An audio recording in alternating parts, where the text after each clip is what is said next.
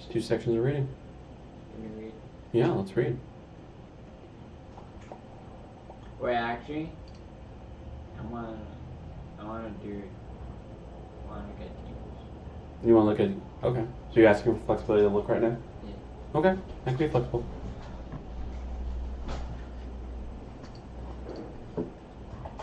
There might be a point, depending how long it takes, to be like, okay, we gotta start reading before There's anymore. only a couple brands. Mm.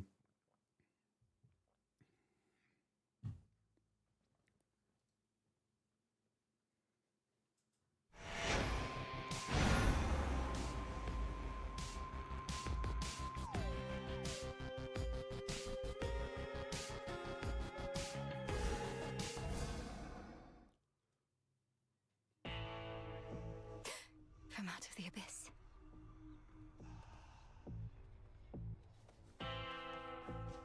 Did you do it?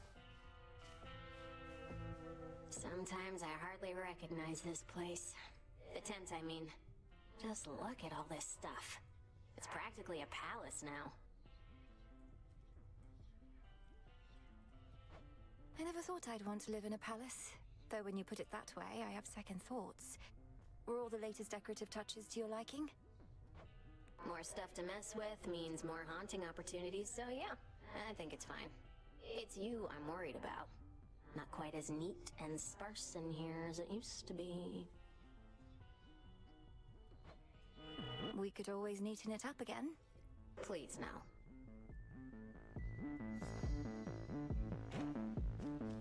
I shall return. It's an auspicious night.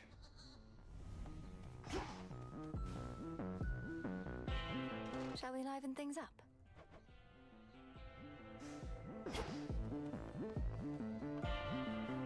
To further victories.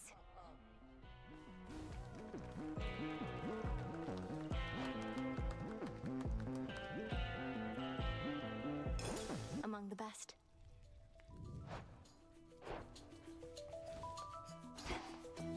What?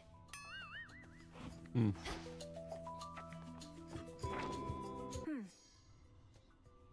You are emboldened by your knowledge of the past.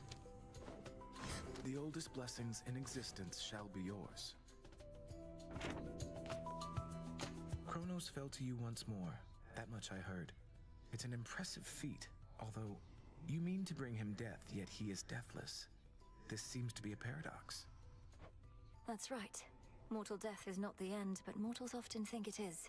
When we say death to Kronos, we mean it in that absolute way, as impossible as it may seem. So then, to vanquish him must be at least a step toward that end. What shall become of everything if you succeed and time is truly killed? A world without time. A world without ruin and decay. Our world existed before time, and can exist without. Another paradox, yet one that must be true. I'll just clean this up.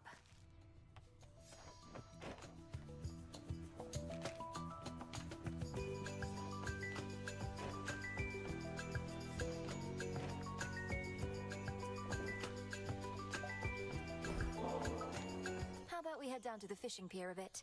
Not like it's far out of the way or anything, and it's a change of pace. Sure, I'm easy, babe. Except when I'm not, but right now I could go for anything. Even stand around for fish to bite. Know what I hate more than just about anything else? Having to be perfectly quiet while standing perfectly still. What have I done to deserve this torture? I know it's difficult, which is part of the reason to do it from time to time. Just concentrate on being who you are and being here. A fishing pier isn't strictly required. Being focused in on the moment? Come on! How can you not always be doing that? At least in other moments I'd be doing what I want, not caving to your every demand. If you don't find anything worthwhile in this, you don't have to do it again. But since we're here, why not find out if we can catch something? All you are gonna catch is my fist in your face if you keep on mouthing off to me, babe. Don't wait, shut up! Think I just saw something swim by. Know how much faster this would go if I could use the rail?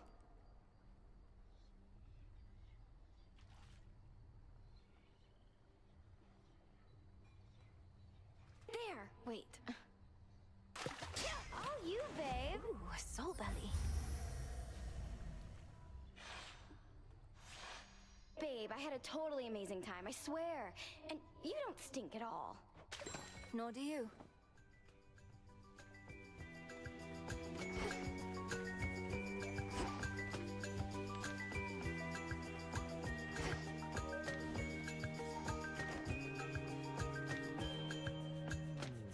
Apollo would be proud.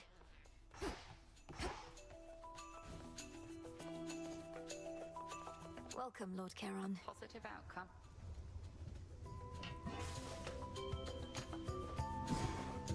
Last night I dreamt of this.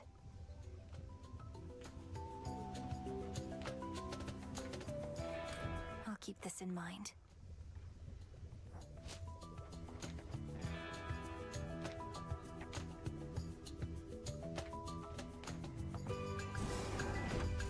Become what I seek. This'll take a little while. Headmistress, I have a message from my father that he asked me to relay.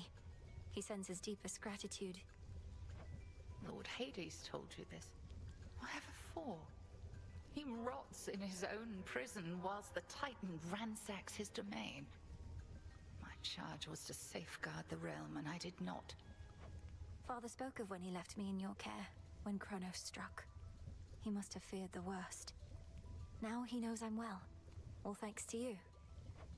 No, Melinoe, all this is thanks to Kronos. Your father would do well to save his gratitude ere we settle certain scores. Oh, speak not to him of this undignified response. I merely was taken aback. Of course, I understand. Where'd you come from? Something for me?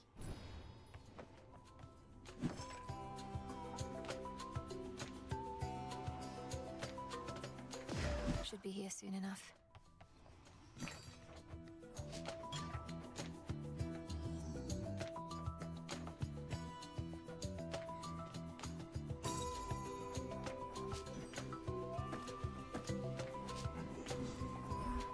For recycling.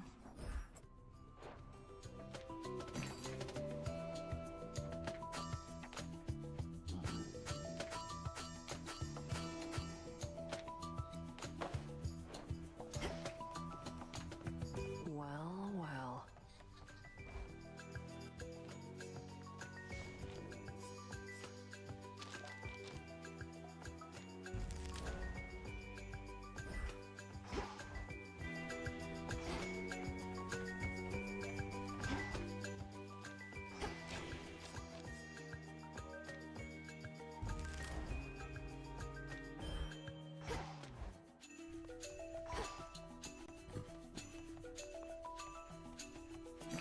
Broker. Here you are.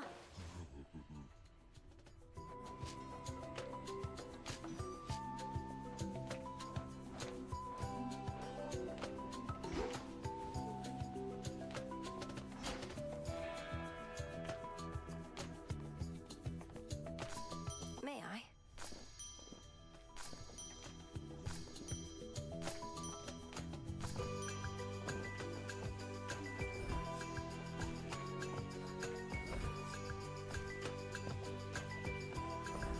Take all the time you need.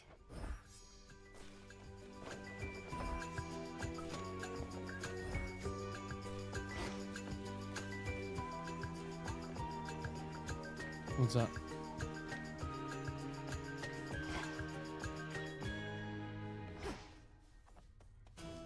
May moonlight guide us.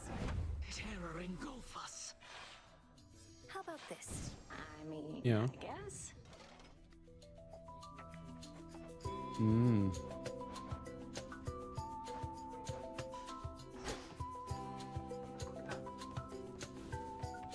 Yeah. Well, it's a wheel, and then you have to attach the. You literally are adding a motor and a battery to it.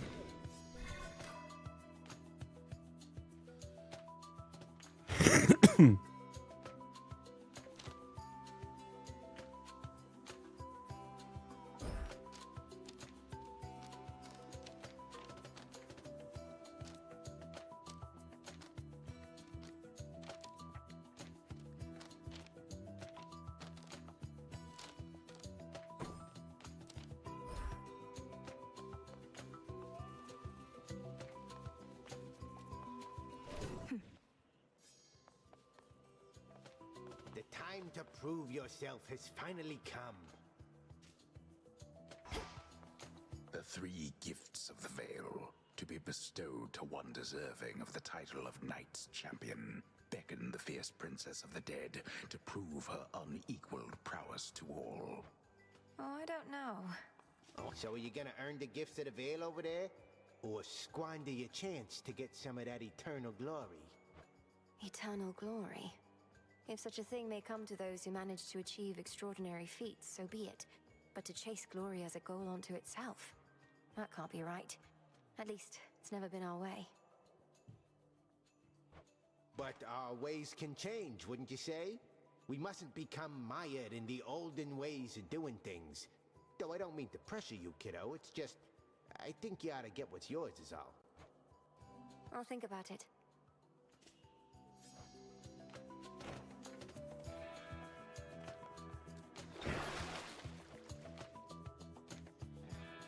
Show me your true strength. Ignium, reveal your secrets.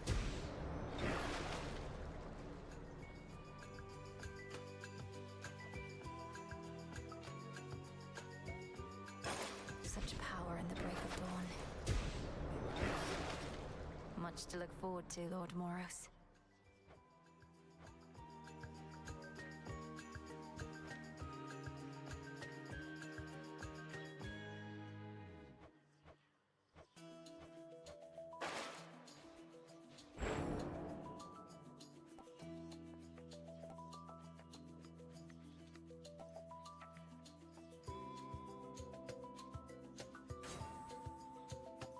Moros.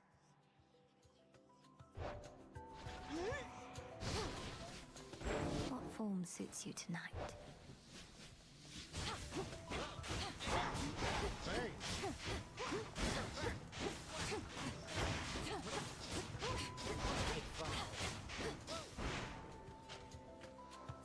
Hecuba returns. These bones are tough.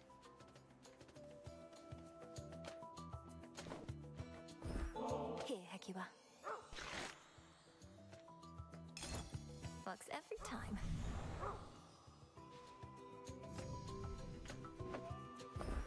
For you.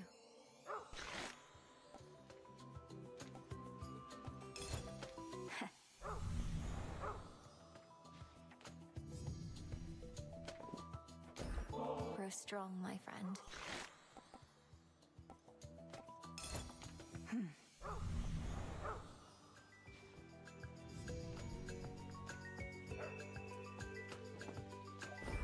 This is for you. I'm tempted to try one myself.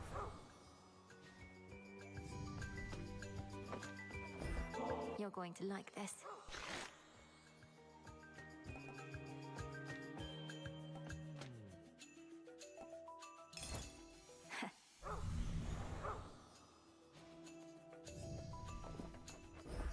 You're getting stronger. Huh.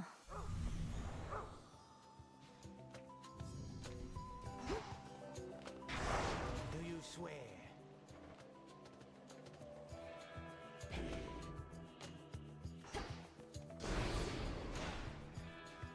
The gifts of the veil.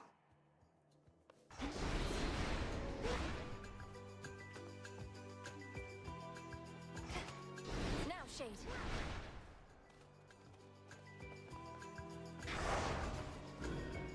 To higher ground. Oh, wait.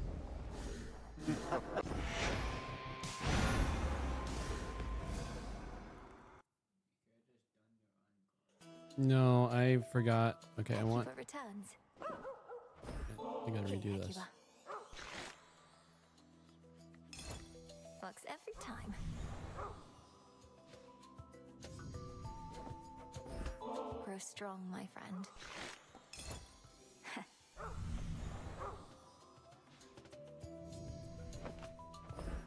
For you. Ah.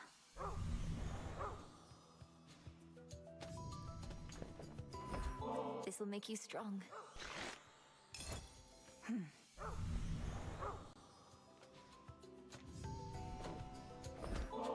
for you. I'm tempted to try one myself. You're going to like this.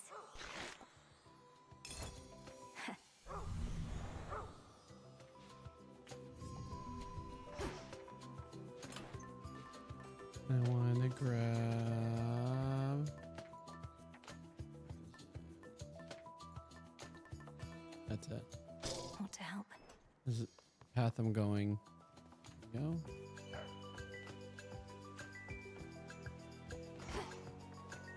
Looks like the right thing. Right. New night, new path.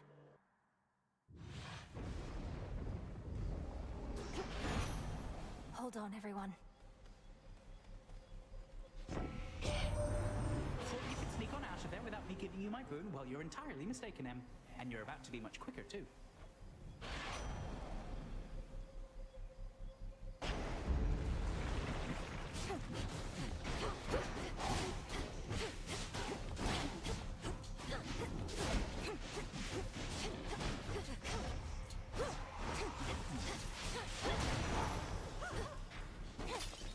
Some coins.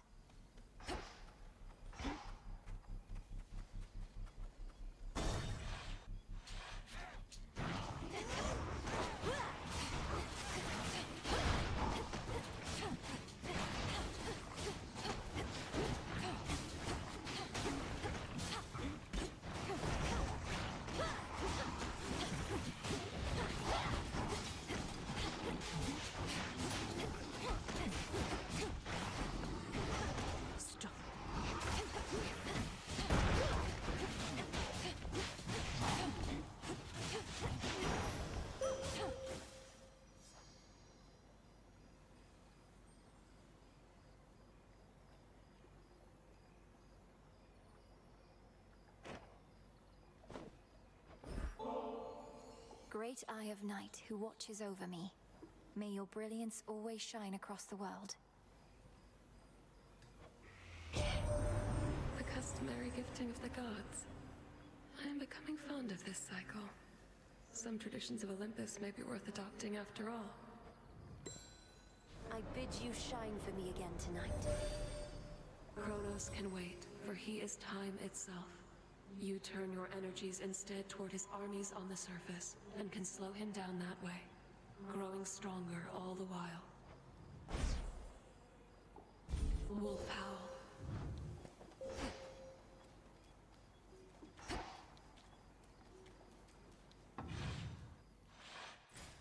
Afira's main square.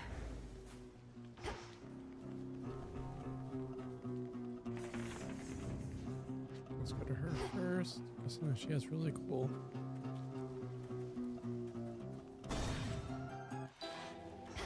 For those who showed me scorn, I showed this. Welcome to my pharmacy. How much has changed with time? It's not as often that I see familiar faces such as yours, or hateful ones. So many fail to understand our ways.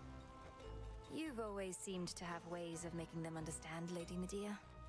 Though, do you find you miss living among mortals?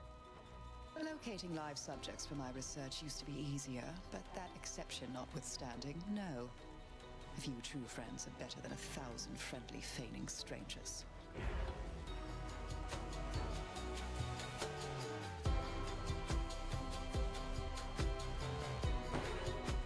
Pleased to oblige. Money.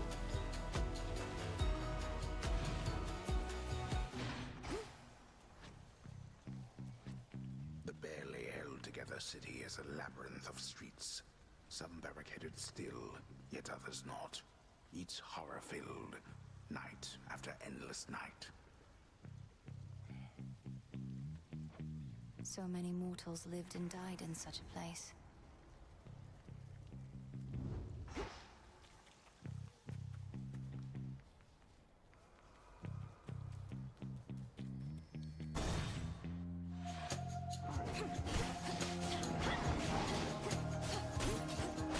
Shades, you're free.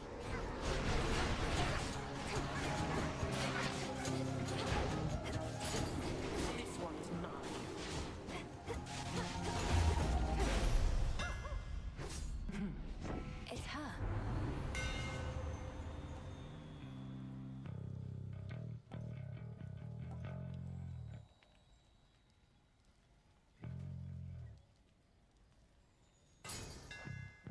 to better light my way. Well, at least it isn't snowing here. I thought such devastation would be concentrated on Olympus, but it is spread all the way to Ephyra. The Titan's legions may have ransacked the city for symbolic reasons, raising their banners while destroying any monuments to the Underworld King and Queen. Ransacking requires no premeditation or strategic purpose, and the result of it is clear. But what I fail to see is how this helps persuade mortals to side with Titans over us.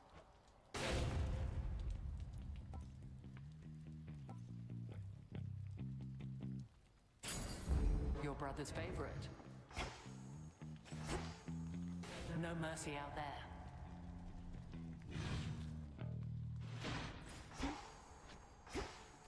One last. That'll be a special boss.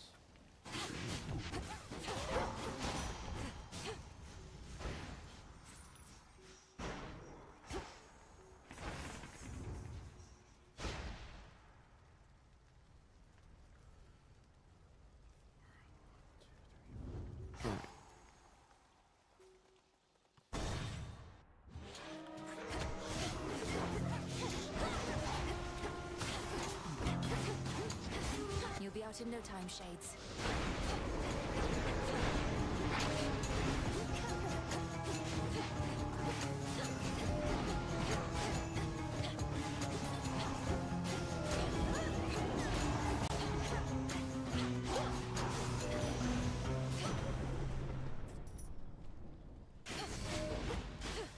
Death to Kronos.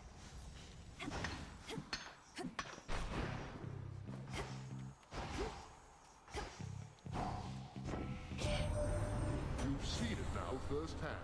Our great mountain is perpetually besieged, and we've not had a moment's peace of late. Yet this trial only makes us stronger as a family.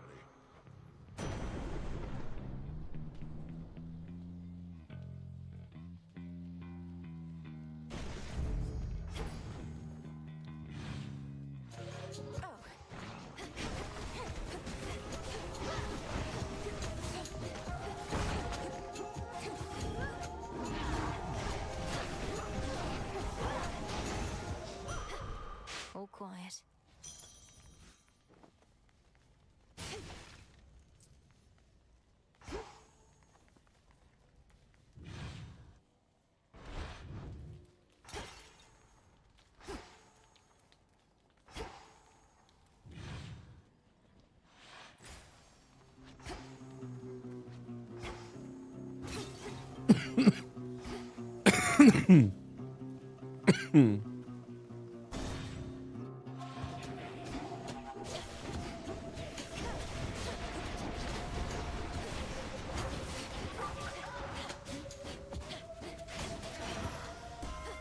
Queen Hera. Mortals complained their city of Ephyra was forsaken by the gods, yet here we are, ungrateful wretches. Not had many weddings of late, not many funerals either. Though lots of death, destruction, and the like.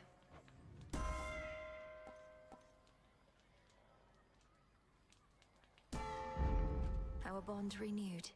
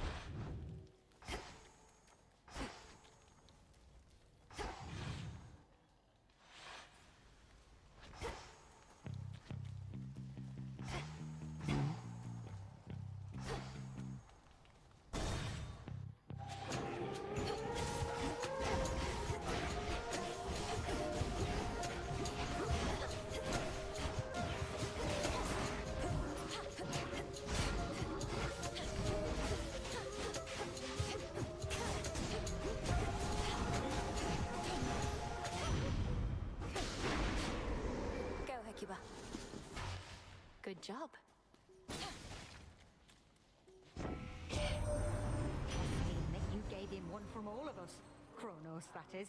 A right proper old-fashioned beating, that is. Must have felt all warm and cozy, didn't it? Makes you want to do it again and again.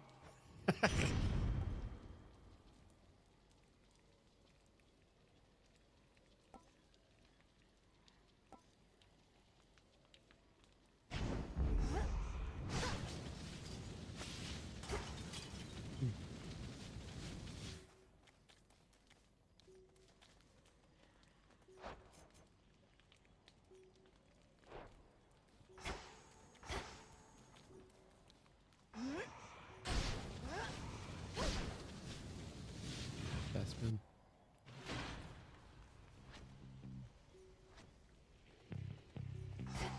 They trying to escape?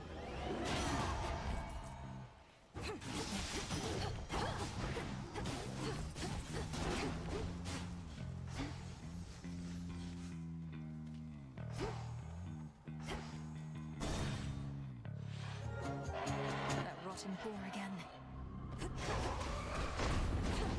Oh.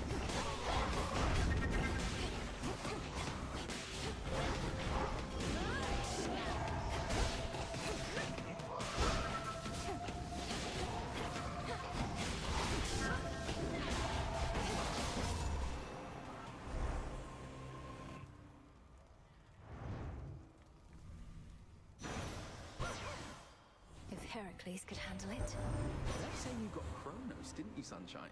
Last night at least, but that's the Deathless Titans for you. Never staying down for long. Though you've something in mind for that, my sister says.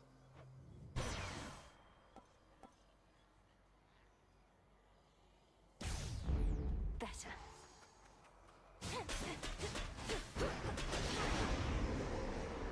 Hmm.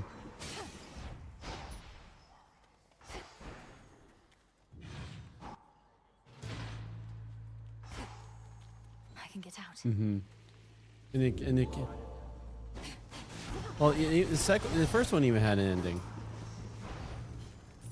Hmm. Yeah, we'll see. Yeah. Farewell, Athera. Something to procure.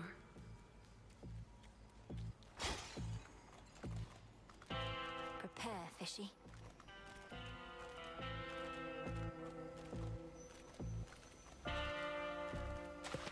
To me. I've got a zeal. It's Charon. Greetings. Linui, my bright son Apollo, you'd be wise to learn a thing or two from him. Why, he is just about the best at everything. Envy of Olympus, here to greet you and teach you. Here he is. I'm grateful for the flattery, Father. Though your fair niece is more than capable of fending for herself. Still, an extra bit of insurance from the heavens couldn't hurt, right?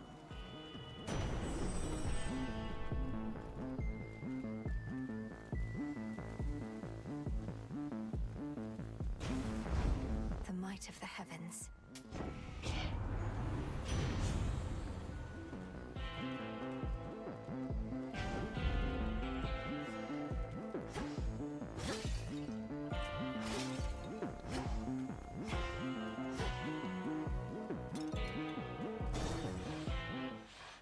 Yes, he be.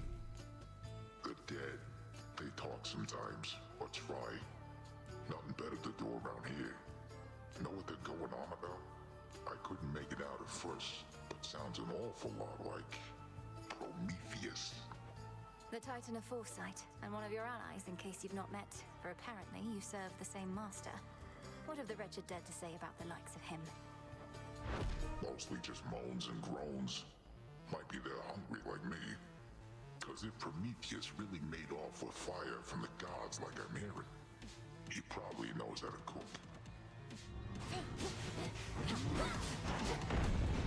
Better not be a wolf.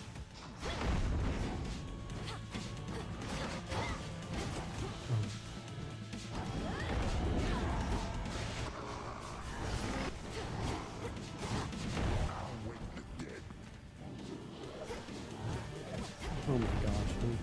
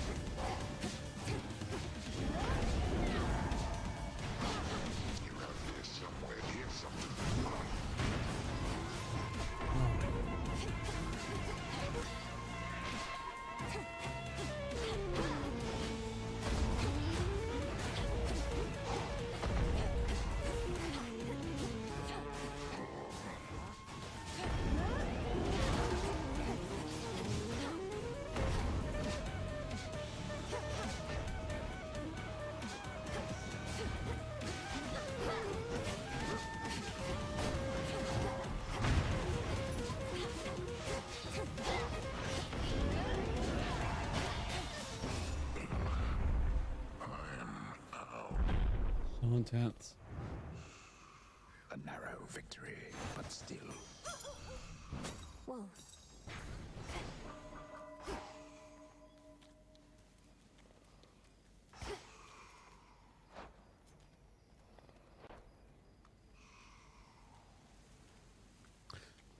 Well, I picked one where I start off, I can only pick 3. I get it from they're called Arcana cards. So I guess where I start off with only 3, but every time I beat a Guardian, I get, right now I think 4 more. I'm almost to the place where I get 5 more, but in the end, when I'm done with this run, I get more Arcana cards than if I would have just not picked this option. I do want to win. I get really powerful at the end. This is more of the snowball method. Ooh, that'll be good next time. Set. I mean, I will get the revives. It probably is after the next Guardian. Mm-hmm.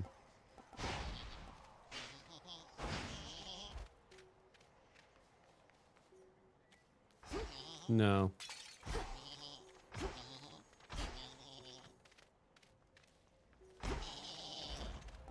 I wish I could get that, but nope, not happening right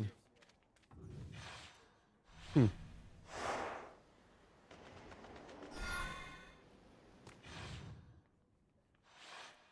That'll be funny.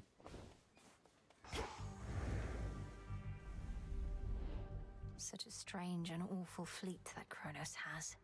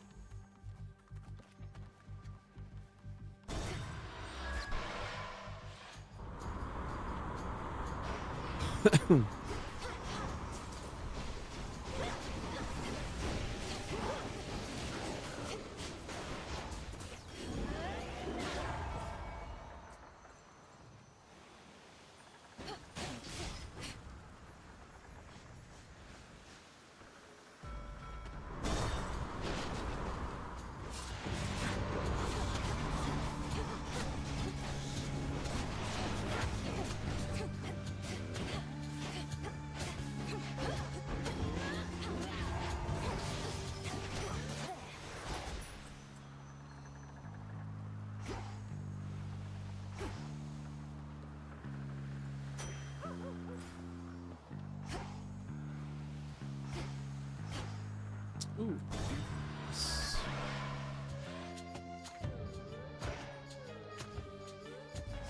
Can't they form an orderly queue? All right, who should I displease? Zeus or Apollo? Displease Zeus? Make Zeus angry? Music to my ears.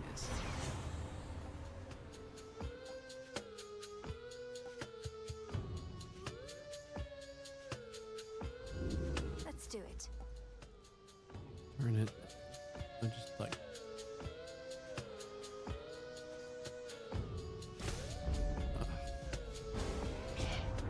I do not freely dole my blessings out. When I offer them, I expect you to take them. We fickle gods.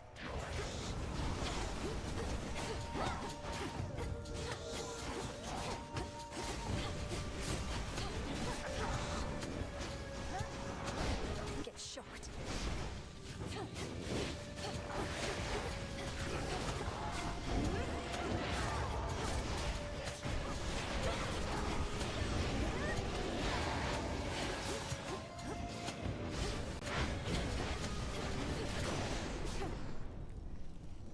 What?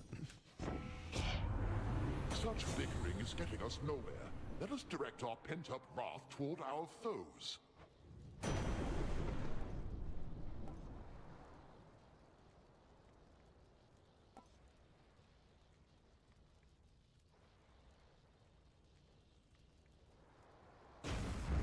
Too good. Before the land was split, mortals would gather and create competitions for the glory of the gods.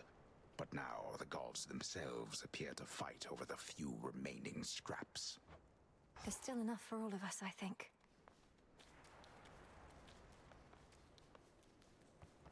Take me away.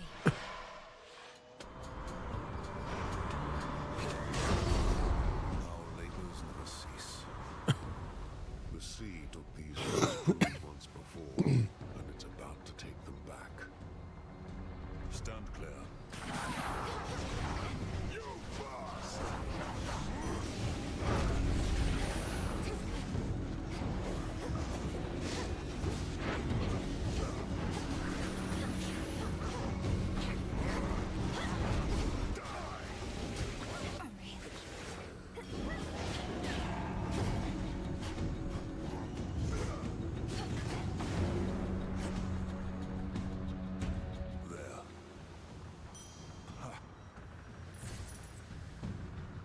Sir, what are you doing in the middle of the Rift of Thessaly? How did you even get here?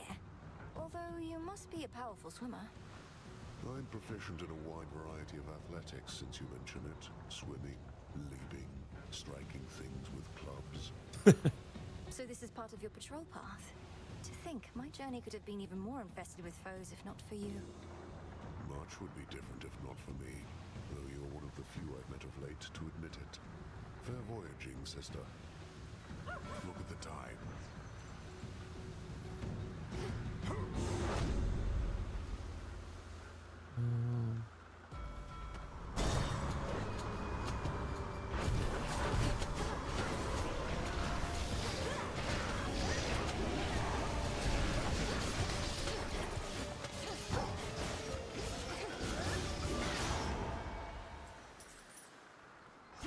Oh, nice. You automatically come for me. That's good.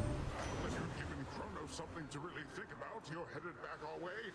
First an underworld victory, and next perhaps one here.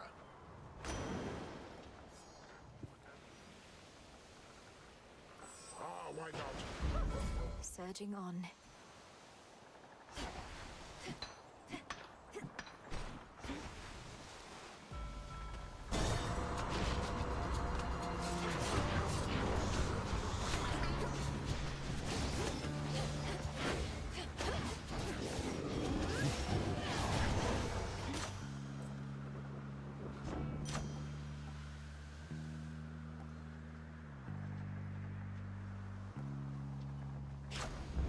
Lose this My mother's run. strength. I'm having a hard time beating this thing. Hungry for more, Charybdis? I haven't fought this thing in a while.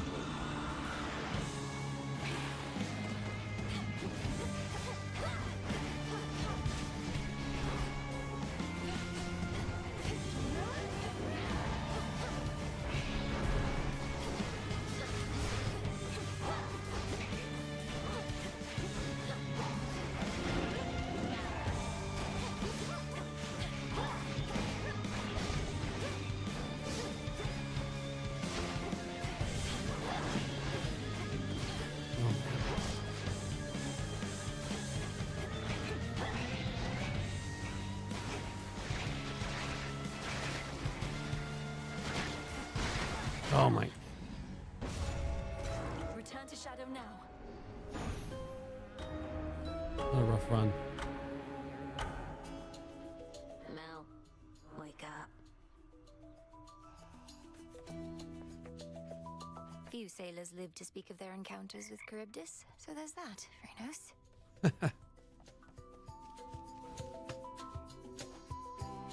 Hey, if you showed up just a bit sooner, you could have heard Nemesis complaining up a storm again. That's not mock retribution incarnate, if you know what's good for you. She and Headmistress have been at each other's throats. You know I could, like, possess her for you, right? Just kind of swoop in there, rattle around in her head a little bit, make her do some bad stuff. Embarrassing stuff? Just for a little while, I mean, if I got caught in there. Dora, don't. So, what's up? Princess? I have something for you, Princess. Where I reside, such darkness was quite commonplace, but perhaps not anymore. Here, in case you need it. Oh, thank you, Lord Moros. Here in the crossroads, we get just enough moonlight that darkness such as this is almost never seen. Wait, did you fulfill a prophecy just now? I would have given it to you even if not. Come here. More of this filth.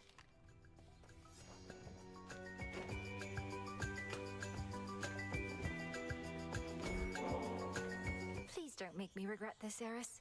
But would you like to join me at the hot springs for a bit? Helps ease the tension. Wait, the springs are purified again? I've been out of the loop. Surprised I get another invite after last time, but okay.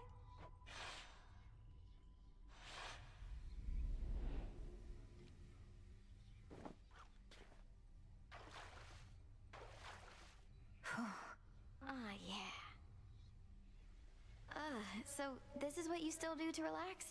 Hot as magma in this thing. Can we get out yet? Permission denied. You'll quickly grow accustomed to the heat. Just try to concentrate on any tensions that you feel and let the waters take them. Tensions? Me? Babe, I don't need to boil alive in order to cut loose. Though good to know you found a way to bottle tensions up. What happens if you drink this stuff? These springs are pure, thanks partly to the salts we use. Though even still, I wouldn't recommend imbibing them. Next thing you know, you might be purified as well. Oh, I'm not worried about that. This is the way I am, down to my very core. And if you don't like it, and brought me in here hoping a nice hot bath was all it'd take for me to change, well then, I hate to disappoint. Looks like the waters haven't rid you of your tensions yet. Sometimes a hot spring is just a hot spring, Eris. Not everything is an assault on your ideals. With all of you, I never can be sure. Though this is nicer than the last time. And the heat isn't so bad right now, I guess. It's perfect. Ugh, I think I drank way too much bathwater back there. Is this what being purified feels like? Woo! See you, Eris.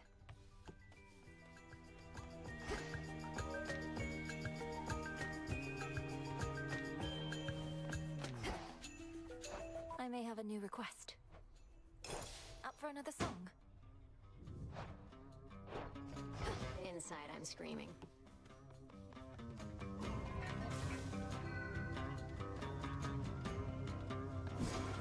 Pure potential.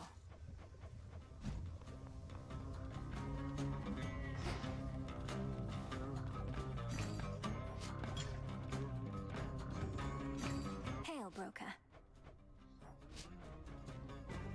One, please.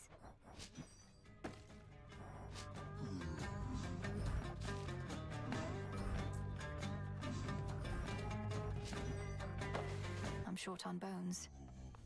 You dare? Headmistress, Lord Zeus requested prompt reports, his words, from you about the situation in the underworld. He seemed a little frustrated, asked me to let you know. And you're as dutiful as ever, aren't you? Exactly as Lord Zeus wants us to be. Think you he truly cherishes these underworld reports? I hadn't considered that he might not. He seems the sort to want to know about all goings-on, especially ones dangerous to him. Correct. He grows uneasy when the silence thickens. He'll get his prompt reports, though just remember, he already has a messenger.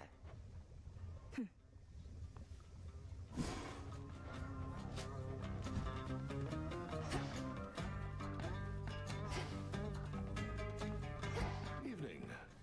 Perhaps I could have offered more creative ways of navigating past Charybdis in your voyages when last we spoke of her. I realize sailing around may not be possible. No, it is not. I thought the main threat was to fall into that maw of hers. But I found that her many thrashing arms or tentacles present more of a problem. Then worry about them. Perhaps you could isolate a couple at a time, use whatever space you have to keep moving. Poke her in the arms enough and sure to back off. I can relate to that. It's good to see you all again.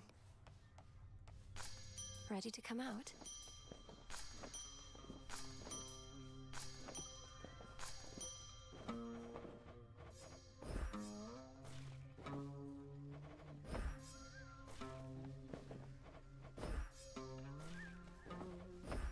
Grow strong.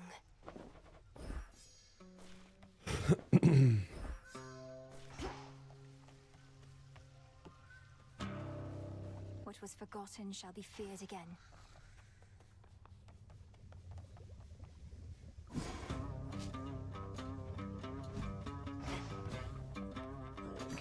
Just checking up on you.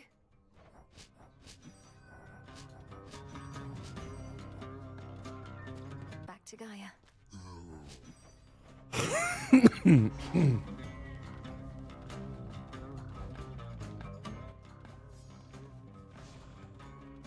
Oh. I picked the right one. Oh wait, no, wait. All right. Which one is it this time? We bid you welcome to our training ground.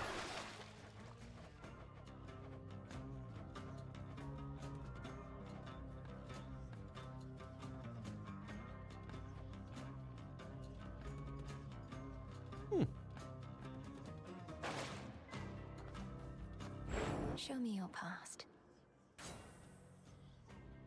That one's the highest level though.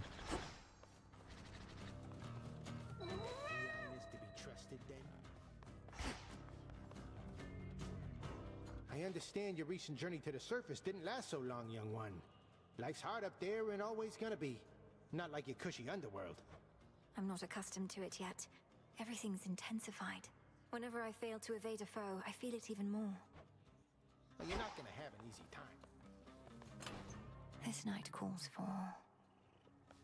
Alright, what's up in here?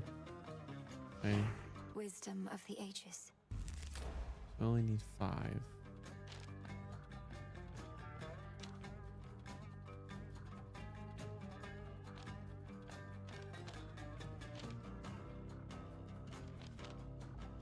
What do I have equipped? Look here, is that one? That one's maxed. Okay.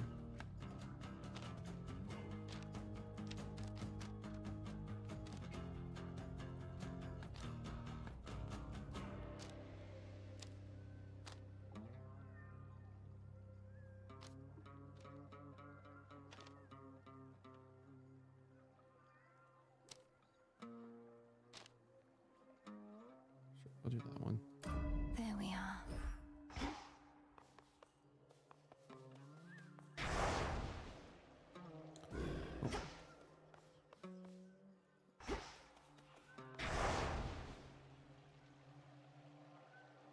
You know what? Should work. Oh, I see. Things are 1. I'll go after her with these.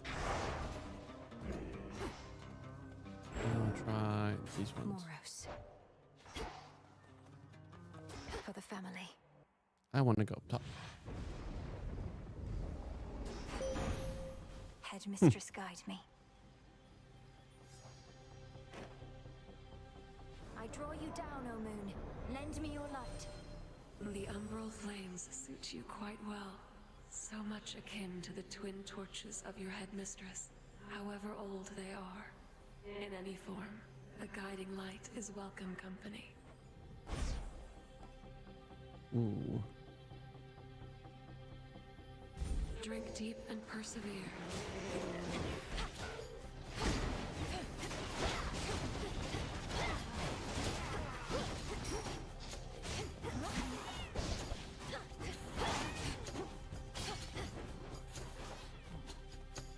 Oh. Gracefully fought. Tula, fish. It's over. Is that the one you saw?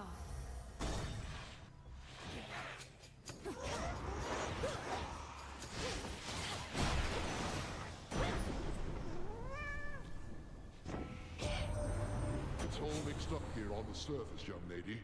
The very ground beneath your feet shifts constantly, due either to Poseidon's quakes or to whatever Kronos has devised. You know which way to go, if not the precise path.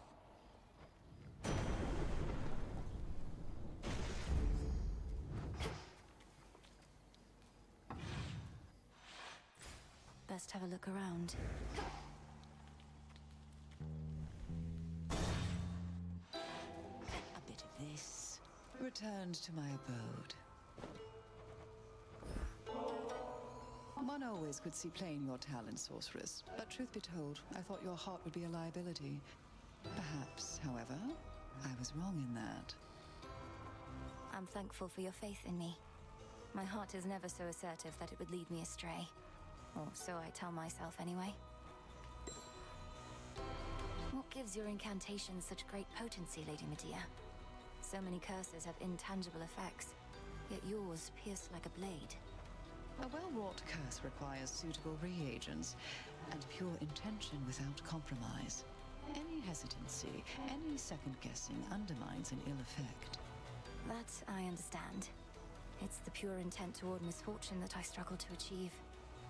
How can one wish such ill upon another without imagining some of it turning back one's way? With practice, sorceress, ill intent does threaten to reflect back upon oneself, often with greater potency.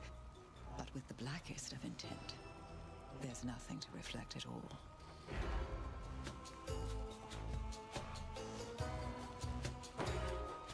I thought you'd never ask. What did I do? The bronze of the fallen. Mine.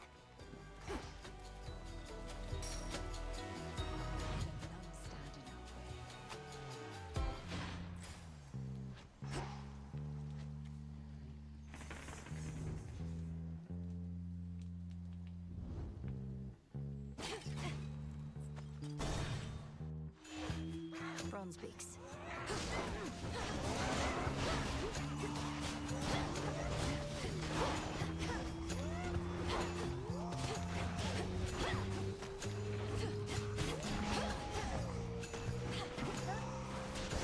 One less pylon.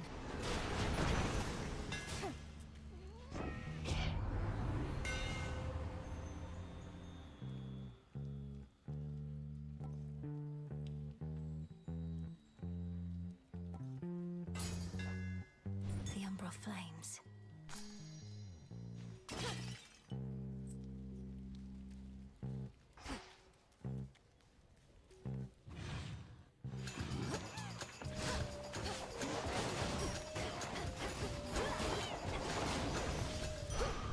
Gosh, I love this weapon so much.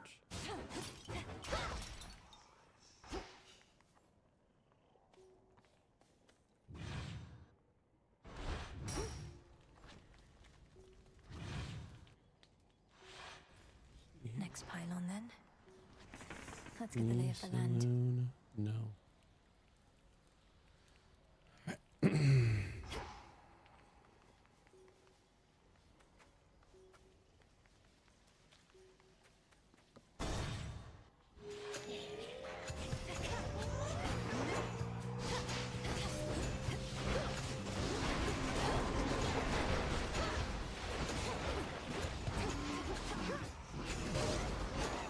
Oh my gosh, can you stop?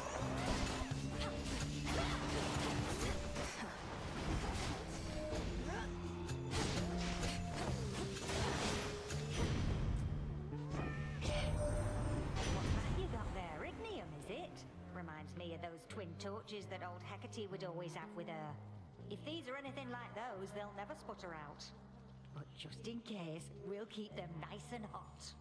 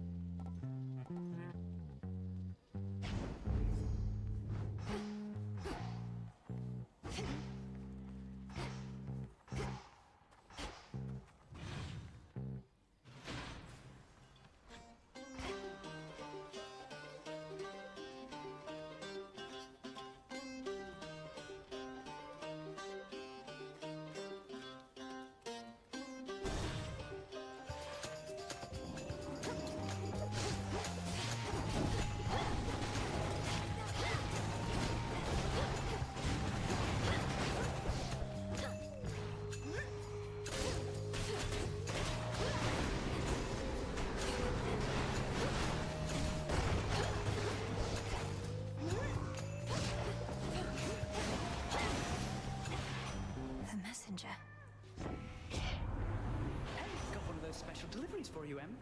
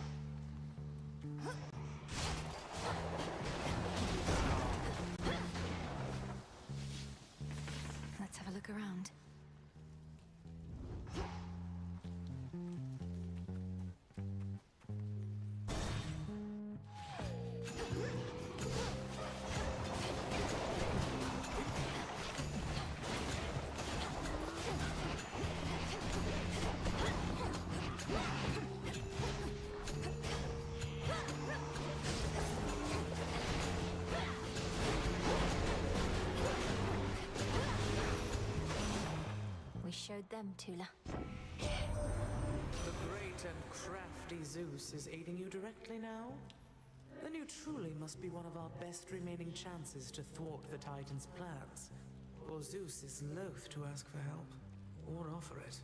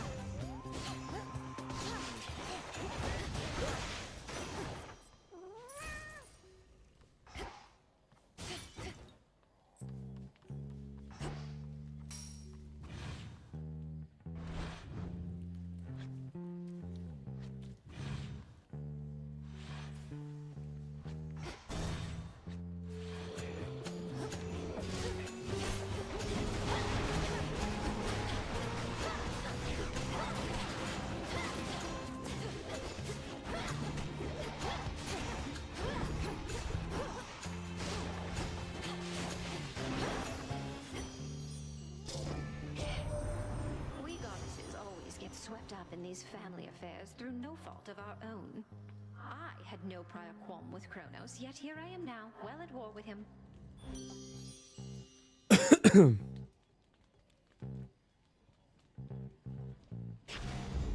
Adequate.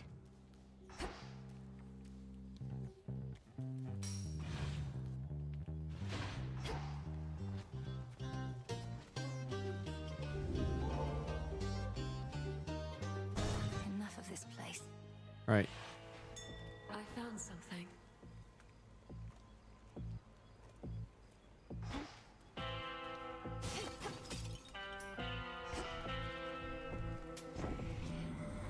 You witches like to use your feminine wiles to get your way? Well, now is the time to use every means at our disposal. Why, even Aphrodite has taken up the cause, not to mention the spear. Oh, I'm no novice with the spear, Lord Zeus. For there are those against whom not even my feminine wiles prove as effective as a sharp and pointy bit of metal tends to be. I think our underworld kin can probably relate.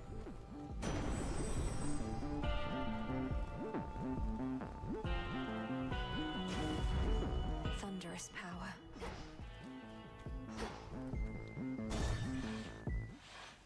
Really? Something nasty in the air tonight. And it's not just you or the stink from town. Must be that witch up to no good. You palling up with her? If you know of Lady Medea, then you must know she's not somebody to be crossed. She would not hesitate to curse my foes, including you. Was that a threat? I think it was. You don't go saying stuff like that, not in this town. Your pal knows to stay where I can't smell her. Unlike you.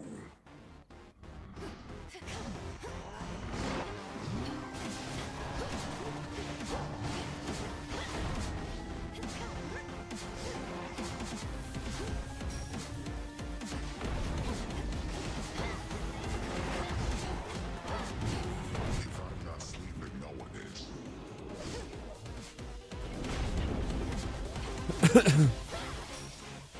You get it?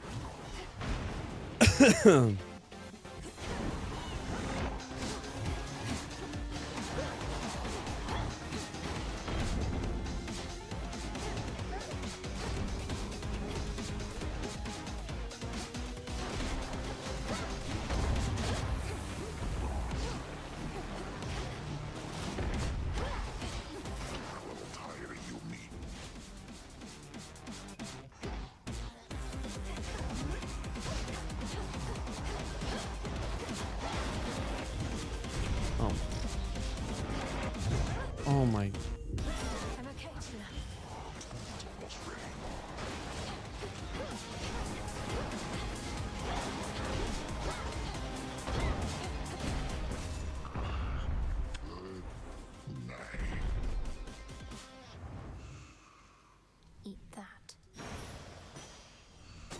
you go.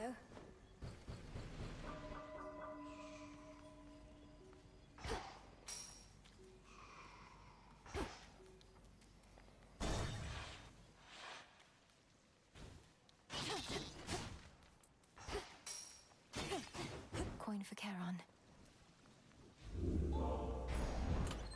Could try a different one. Oh, that's why. I have the cat. I didn't have Death Defiance. I'm such a silly goose.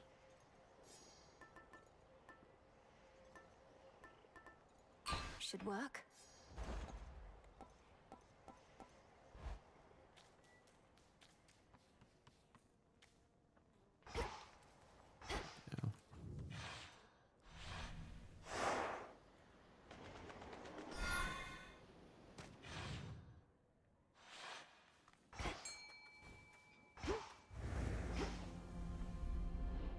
As soon as one ship sinks, another rises from the depths.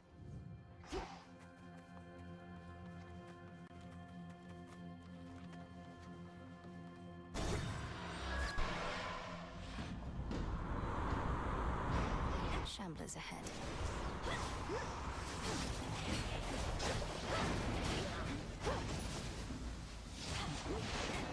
For you.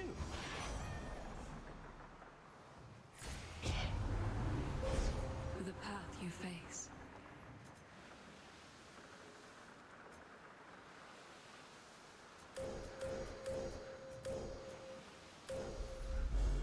The sheer might of the moon.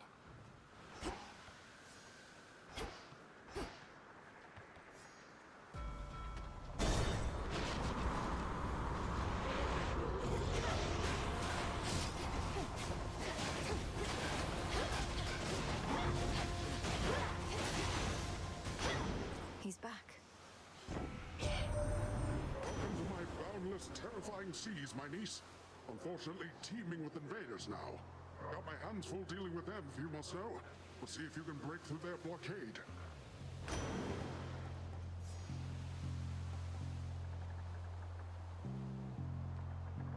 Of course.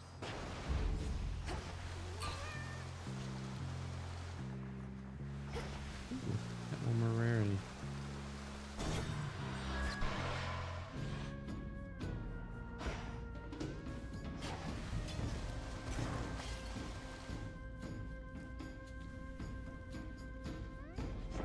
You're very sweet.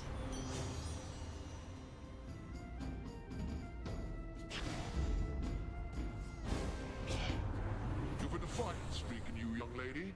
One would be wise to hold in check. Well, here we go.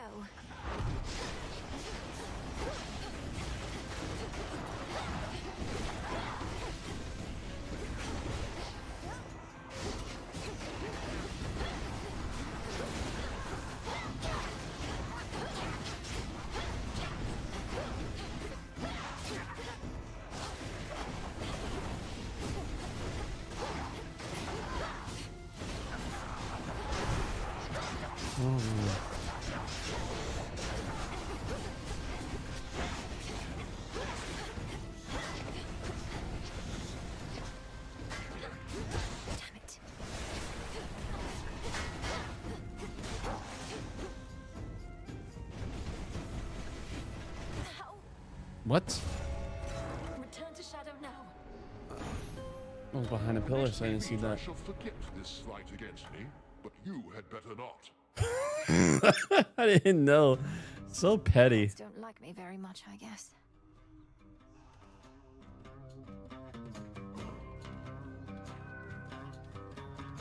I'm getting the impression that the sailor's life is not for me. All right, let's read.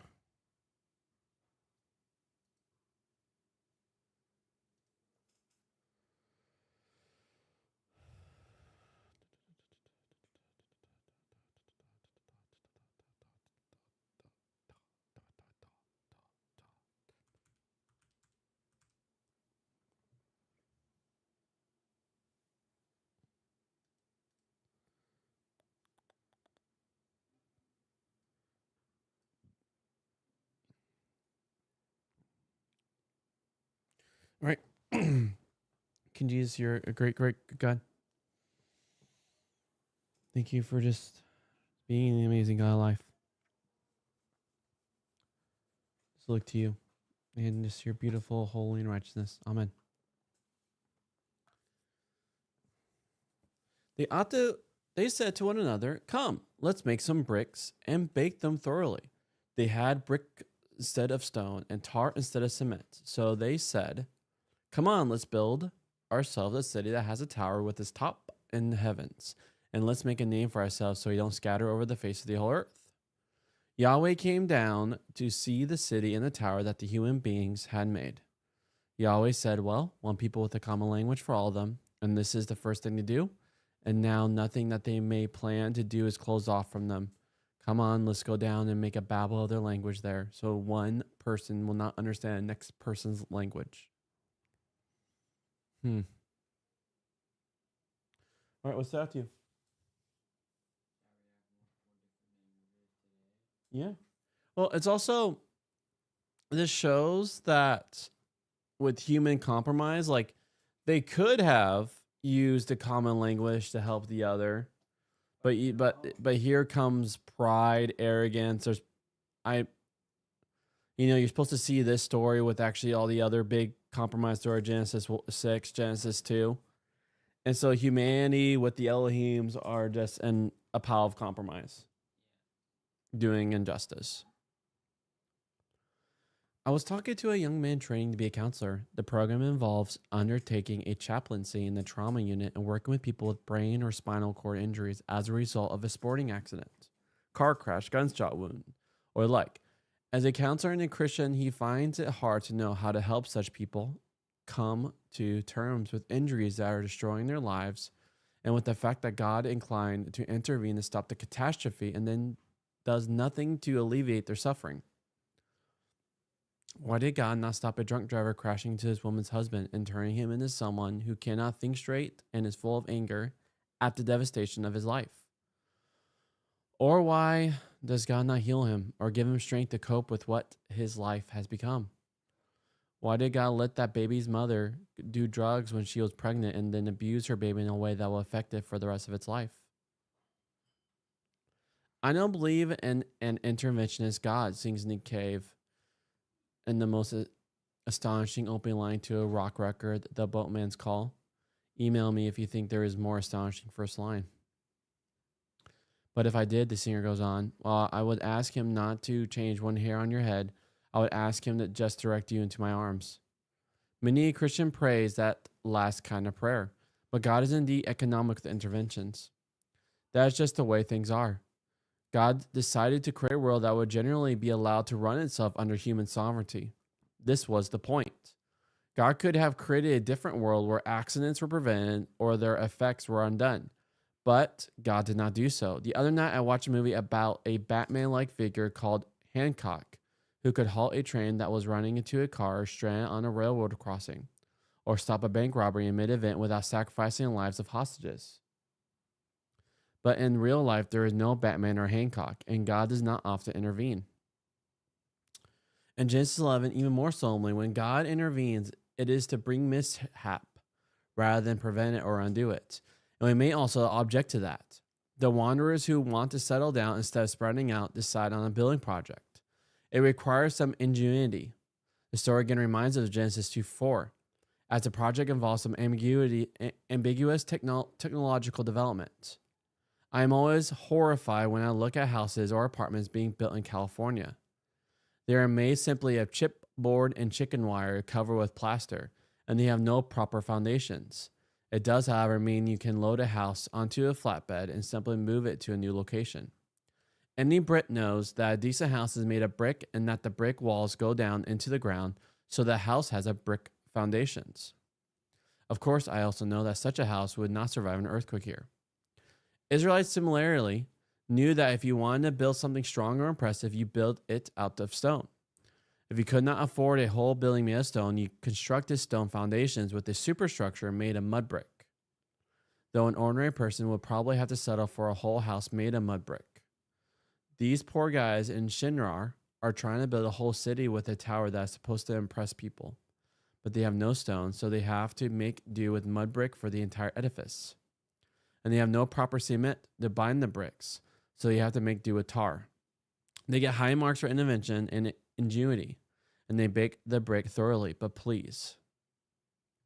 We know some ambiguity about the city building in Genesis 4, and the materials these builders use are not its only ambiguity. The city's tower raises as many questions as the city itself. Usually, a city's tower exists as a place of refuge in case of enemy attack. If the enemy takes the city, it still has to besiege the tower, from which the city's people can be lobbing rocks onto the attackers' heads. Like Cain in that earlier story about a city, the people in Genesis 11 are concerned about protecting themselves. They don't want to be scattered away from this nice valley, and they want the rest of the world to be so impressed by their tower that no one will try to scatter them.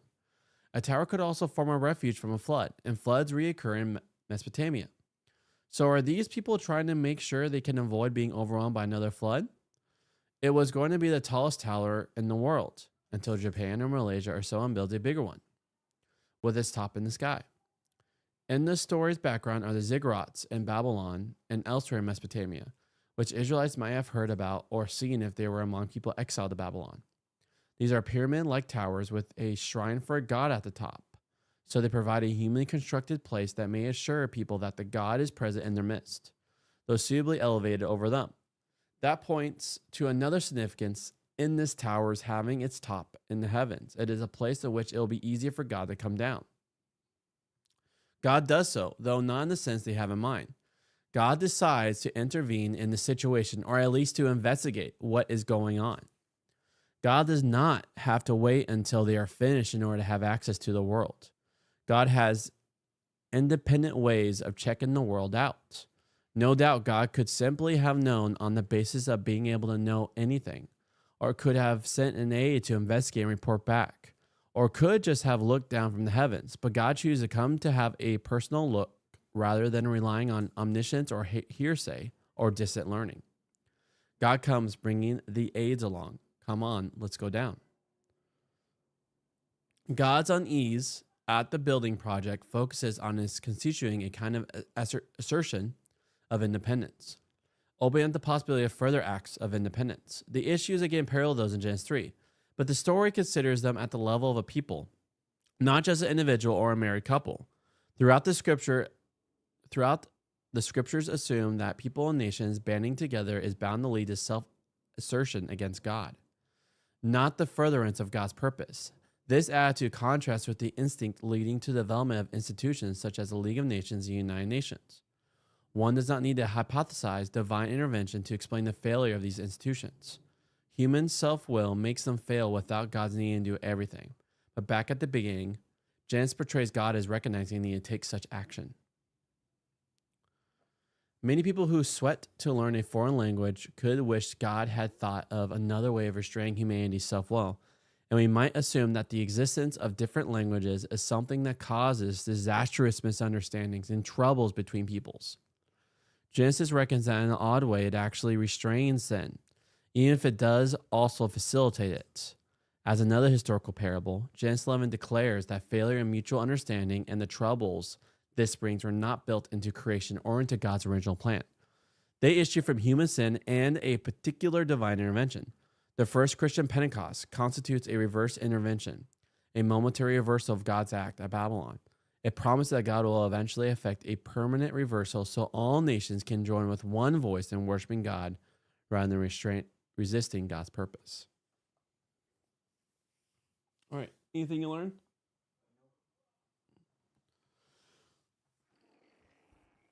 All right. I'm so thankful that it is when humanity comes together, it's either for self-assertion against Yahweh or it is under the leaders of Yahweh, which one brings life and one brings death. And that's why King Jesus is good in declaring allegiance to him. He is the life movement. It may not be misunderstood for when groups who claim Jesus, claim Christianity, and do injustice, for they're not acting in your will. That's another self-assertion against you. You're a good guy, and we look to you. I imagine you want to do Bio Project?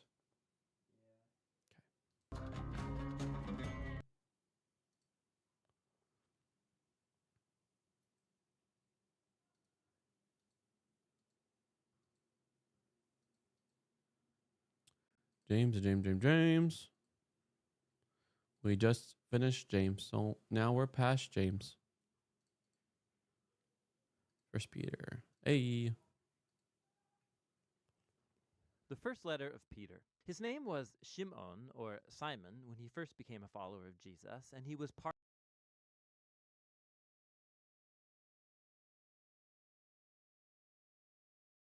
Get my hydration, then watch this unfold.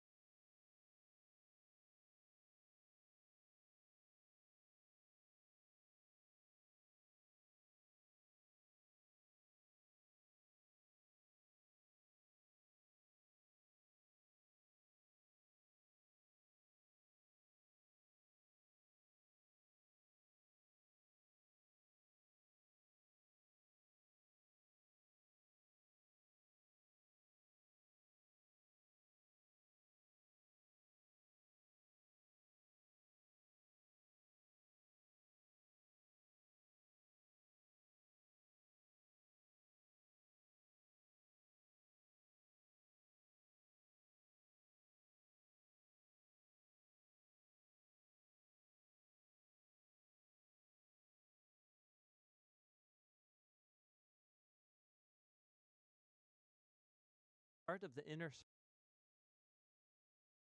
circle of the 12 disciples. When he made his confession that Jesus was the Messiah, Jesus changed his name to Kephas, which is Aramaic for rock, which was later translated into Greek as Petros or Peter. Jesus promised that he would become a leader among the apostles to guide the Messianic community in Jerusalem through its earliest years, and that's what happened. Remember the early chapters of the book of Acts. Eventually, Peter was called to carry the good news of Jesus beyond the borders of Israel, however, and this letter was written decades into that mission in the wider Roman world. We discover at the conclusion of this letter that Peter is in Rome, which he calls Babylon, and we learned that while Peter commissioned the letter, it was actually composed by a man named Silvanus, who was a co-worker of Peter. This was a circular letter sent to multiple church communities in the Roman province of Asia Minor, which is in modern-day Turkey. And Peter learned that these mostly non-Jewish Christians were persecuted. They were facing hostility and harassment from their Greek and Roman neighbors. And so Peter wrote to encourage them in the midst of their suffering. And this helps explain the letter's design and its main themes. It opens with a greeting, and then it moves into a poetic song of praise to God, which introduces the key themes that are explored in the main body of the letter, where he first affirms the new family identity of these persecuted Christians, which will help them see their suffering as a way to bear witness to Jesus, and this has a way of focusing their future hopes on the return of Jesus. Let's dive in. You'll just see how all the pieces work together. So Peter opens by greeting these churches as the chosen people of God who are exiled around the world. Now, Peter makes clear throughout the letter that these Christians he's writing to are Gentiles, but here he describes them with phrases from the Old Testament that describe how God chose the people of Israel, the family of Abraham, who was himself an exile and wanderer. This is a key strategy that Peter repeats through the whole letter. He wants these suffering non-Jewish Christians to see that through Jesus, they now belong to the family of Abraham. And so they're wandering exiles just like him, misunderstood, they're mistreated, and they're looking for their true home in the Promised Land. Peter continues this idea in the opening song. He praises God for causing people to be born again into a living hope through Jesus' resurrection and the power of the Spirit. God's inviting all people into a new family centered around Jesus, a family that has a new identity as God's beloved children and who have a new hope of a world reborn by God's love when Jesus returns as King. And for people who have this hope, suffering and persecution is actually a strange gift, because it burns away false hopes and distractions like a purifying fire, and it reminds us of our true home and hope. And so paradoxically, life's hardships actually deepen our faith. They make it more genuine. From here, Peter's going to move on into the body of the letter, but he's going to explore all these ideas in greater depth. So he first develops the theme about the new family identity of God's people. He takes even more memorable Old Testament images about the family of Israel, and then he applies them to these Gentile Christians. So like the Israelites who left Egypt, they too are to gird up their loins and leave behind their former way of life on the way to a new future. So they are the holy people of God now who are journeying through the wilderness. They are the people of the new Exodus who have been redeemed by the blood of Jesus, who's the ultimate Passover lamb. They are the people of the new covenant who have God's word buried deep inside them, restoring their hearts and renewing their minds. They are the new temple built on the foundation of Jesus himself, and they're the new kingdom of priests who are serving God as his representatives to the nations. Now, by applying all of these amazing images to these persecuted Gentile Christians, Peter is placing their suffering within a brand new story. And this leads into the next section. Their persecution can actually help bring clarity to their mission in the world, to bear witness to God's mercy among the nations. So Peter first encourages them to submit to Roman rule, even if it's oppressive. Yes, he acknowledges their persecution, their suffering is unjust. But violent resistance solves nothing, not to mention that it betrays the teachings of Jesus, who loved his enemies instead of killing them. Peter then specifically highlights the very difficult situation that Christian slaves and wives faced when they lived in Roman households where the patriarch did not follow Jesus. The problem was that it was expected that everyone in the household would submit to and worship the patriarch's gods. And so Peter's aware that giving allegiance to Jesus will generate suspicion. So Peter says it's true. All Christians, including Roman wives and slaves, have been fully liberated by Jesus. But they are to demonstrate that freedom not through rebellion, but by resisting evil the same way Jesus did, through showing love and generosity to your enemies. And in homes where the husband is also a Christian, it's a different story. They are to treat their wives totally different from their Roman neighbors, regarding them as equals before God who are worthy of honor and respect. And Peter's hopeful that this imitation of Jesus' love and upside-down kingdom will give power to their words as they bear witness to God's mercy and show people the beautiful truth about the way of Jesus. But Peter's also a realist. He knows that Christians will continue to be persecuted, and so he reminds them of their future vindication. He recalls how Jesus himself was unfairly persecuted and murdered by corrupt human powers, but in reality, he was dying for the sins of his enemies. And afterward, he was vindicated and given resurrection life by the Spirit. And now Jesus is exalted as king over all human and spiritual powers. Then Peter shows how baptism points to the vindication of Jesus' followers. So like Noah, they've been saved through the waters, not as a magic ritual, but as a sacred symbol that shows their change of heart, their desire to be joined to Jesus in his death and his resurrection. And so now, even if they are murdered for following Jesus, their hope is in future vindication and exaltation alongside their king.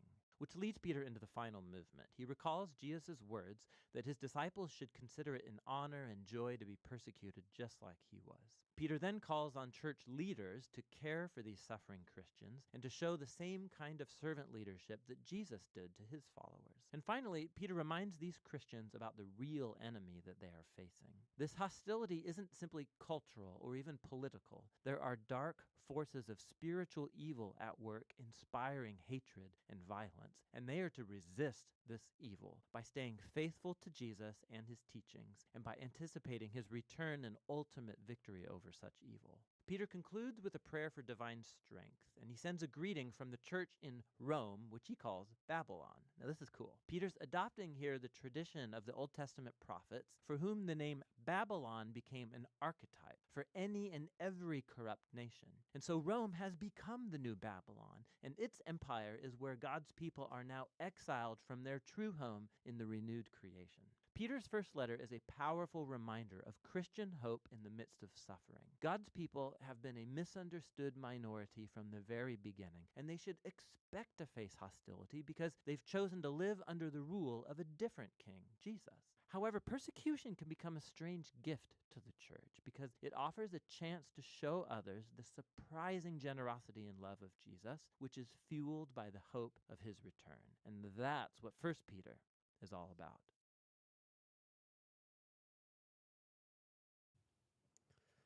All right. Any takeaways? No? Oh, it's so beautiful. I'm so thankful for King Jesus and his story. And as we're like reading through Genesis and reading then through Exodus, like how this ancient story is now our ancient story. That we have been completely reshaped. This Jewish Mashiach movement is now our movement. Amen. All right, I'm going to use the restroom. And I'll be back.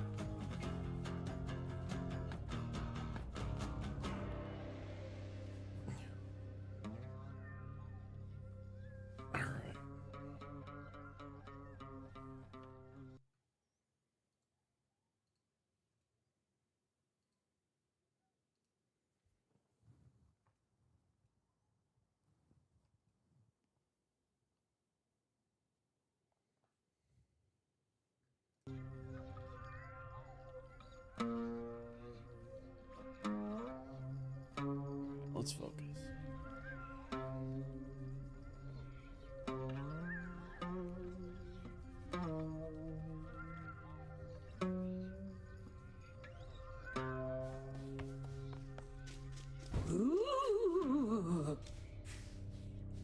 You know you can tell me anything, Mel. I won't judge. Whoa, maybe a little more than the other small green squishy thing you bare your soul to every night, but still.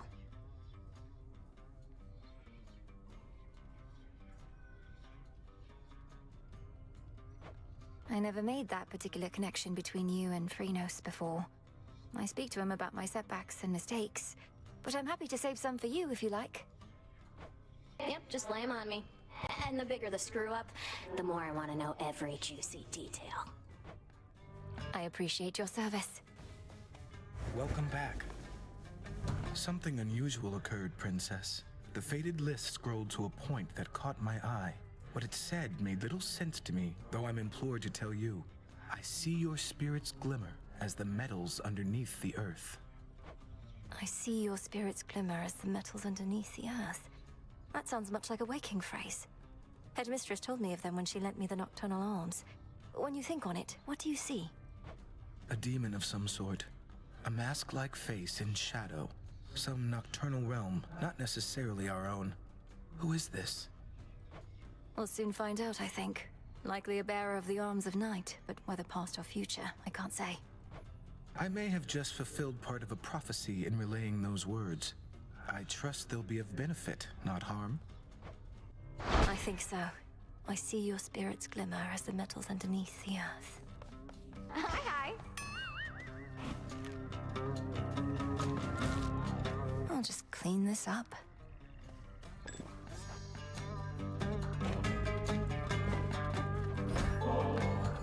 You're always in this corner on your own. Come to the taverna for a bit. We can let loose and have a good time, as you say. Got a bottle of ambrosia right here. Babe, that's so spontaneous of you. How could I say no? As long as I'm still allowed in there after what happened. That stuff goes down smooth. How about another? And nice job with this place. Really looks like you all fixed everything up.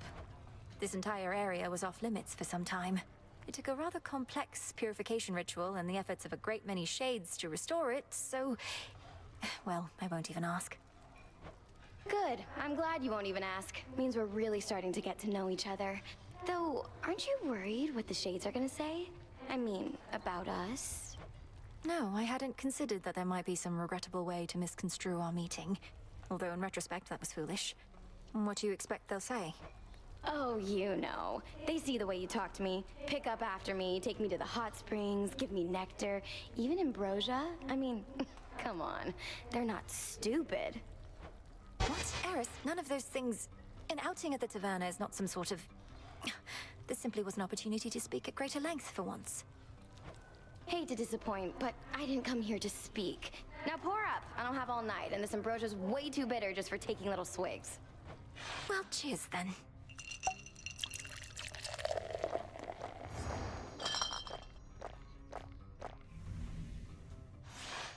That was so sweet of you to bring me along. And not a single... Oh. Same here.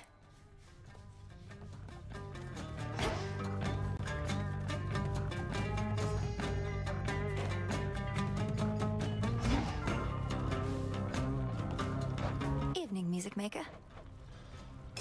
Play this one next, would you?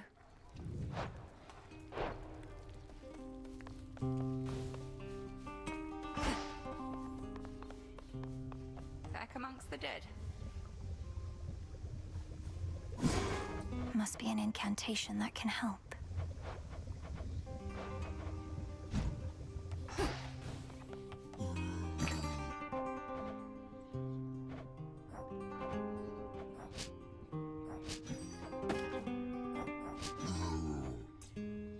I've need of that.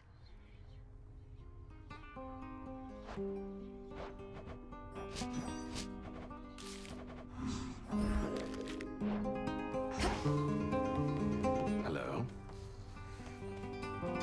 How is old Polyphemus, anyhow? Slowed down a bit since he was young, perhaps? I scarce was any match for him, but I was merely mortal, whilst you... He's territorial, though seems much more concerned with sleep and appetite than any other cause. So you really blinded him, then? I did, and only wish he had another eye so that I could have done it twice. For evidently What's up, he is not Sophia? remorseful in the least for what he did, and as you plainly see, neither am I. I'll get him for you. Good. You're ready.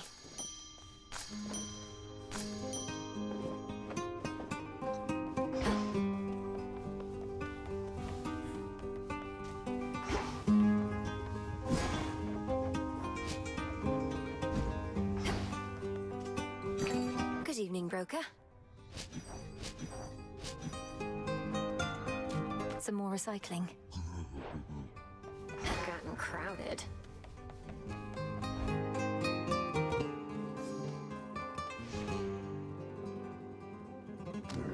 I have this.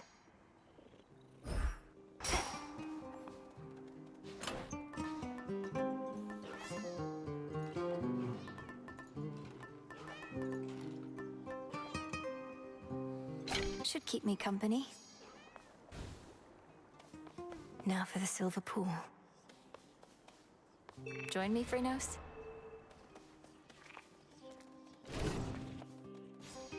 Ignium. I see your spirits glimmer as the metals underneath the earth.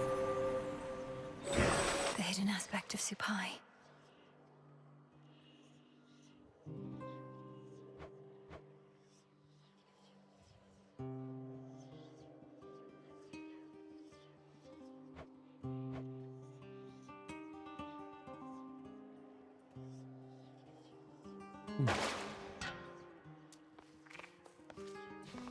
Zorafet.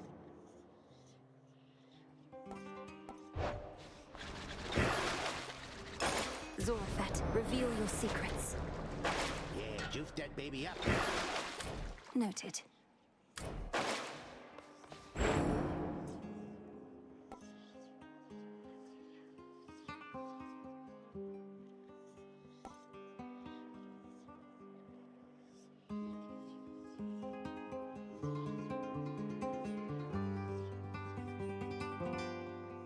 Thanatos.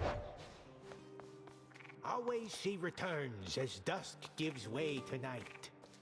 Above, a full moon flares, bestowing all her grace and power from beyond an earthly canopy of trees and soaring precipices which provide a pristine vantage point. The crossroads between realms.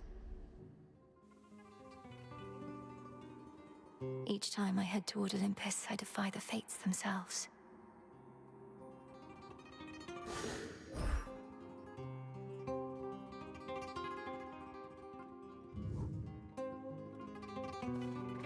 How goes it with the never-ending torment stuff, now that you got that oat thing over there? Those nocturnal arms of yours, they must be having a great time. The arms of night. They are reacting to the oath, I think.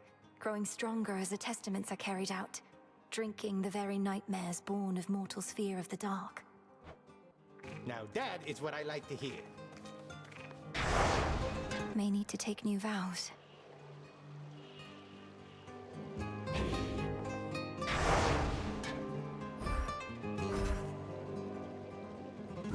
For the unseen. Heading out.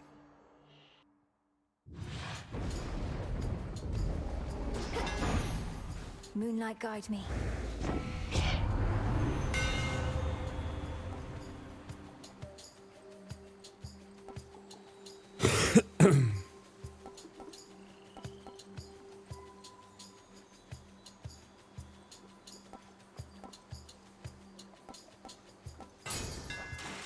It's rather heavy still.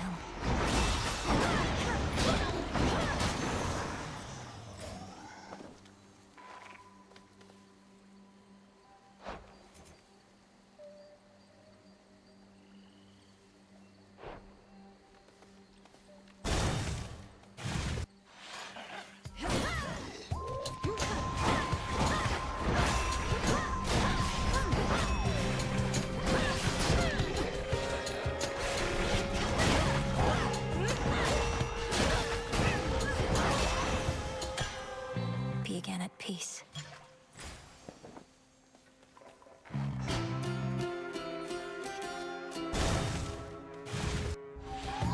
Come, Nobers.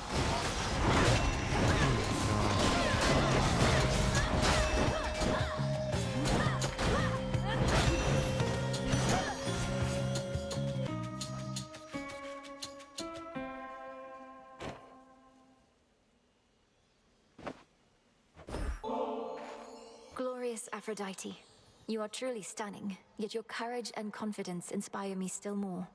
I'm humbled to be in your presence and to be worthy of your favor. I didn't know what to expect from you. A sister in arms at best? And I scarcely know you, save for glimpses from these messages. But despite all that, I've come to think of you as a friend. Someone to talk to. Thank you, love. I wonder what exactly Kronos did to cut your brother off, and all your family. Perhaps he bound them. In any case, don't worry over much. They're gods. They're probably all right.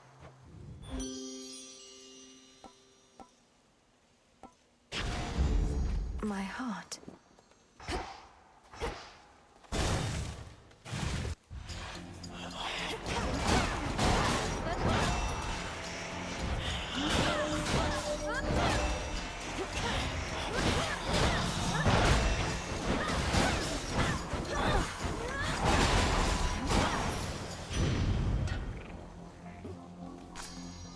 go. You bear the gift of Aphrodite, don't you there? You know, she's much, much older than she looks. Appearances are everything to her. Whilst, as for me, I'm about hotness of a different sort.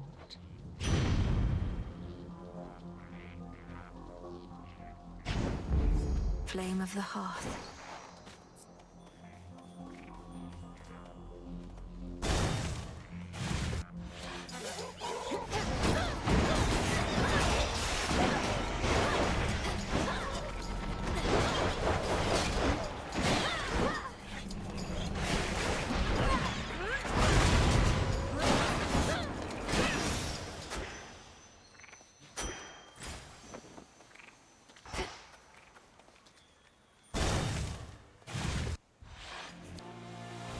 Begin.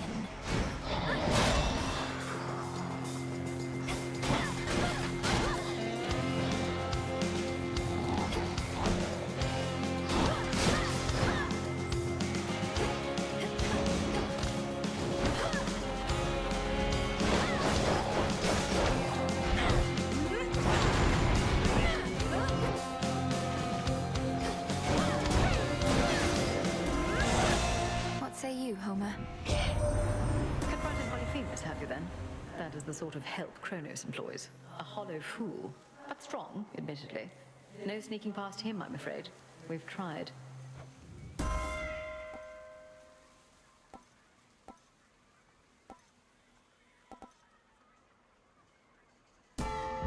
After the fury of that battle, calm.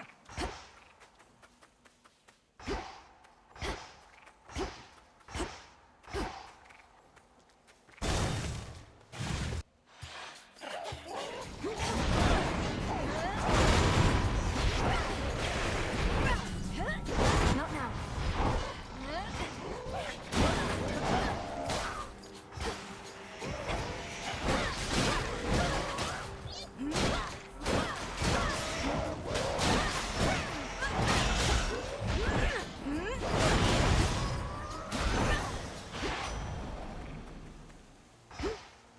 Go show that shape the way. See you in the crossroads? Having a surface there for now, I get it, Em. The more familiar path is often best. Either way, take this at your own pace. Don't anybody rush you, except... All right.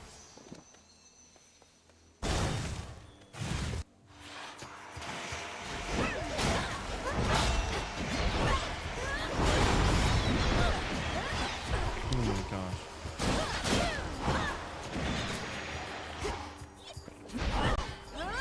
Need to recharge.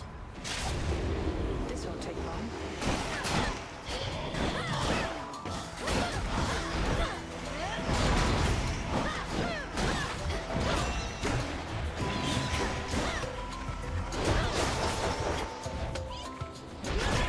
Just like that.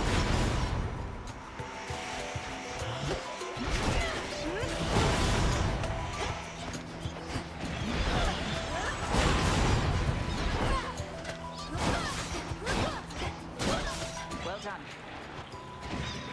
How about now?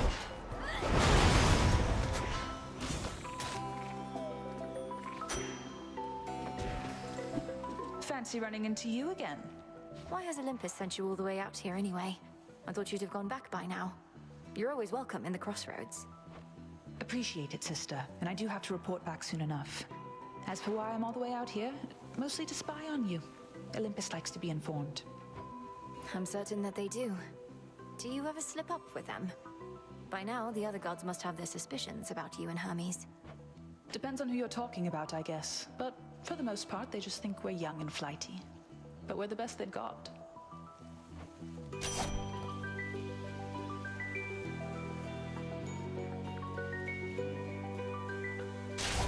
My strength is yours.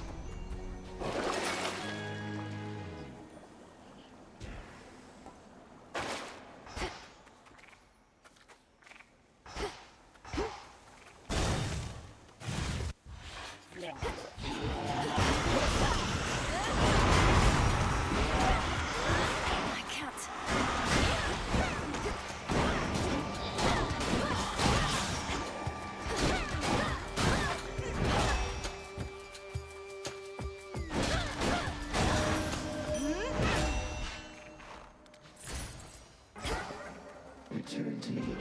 ready.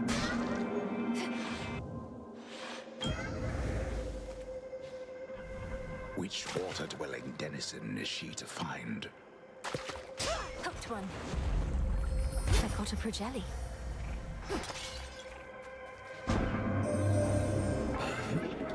Which later gave rise to death. So I can sense how close you are now to the latter state. Even if your godhood means that you can never truly die, it must be quite unpleasant. Hey. Ashley? Doing good.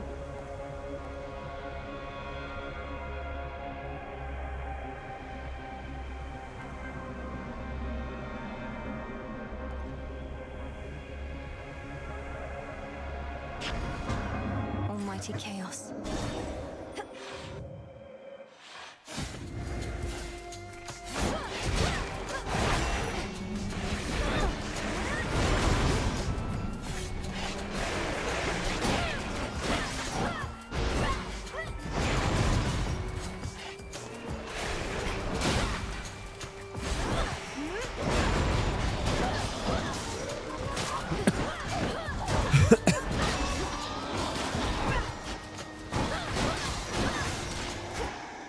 We did it, Kranos.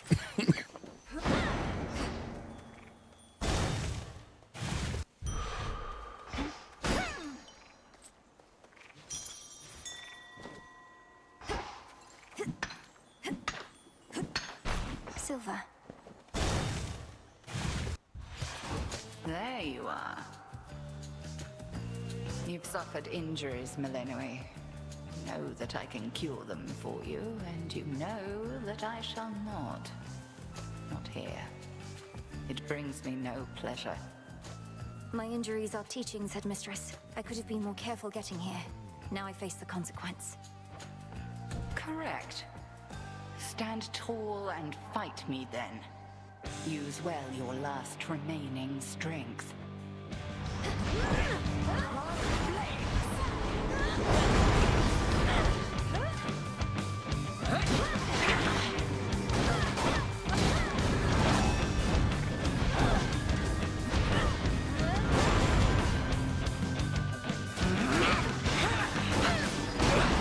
Total eclipse.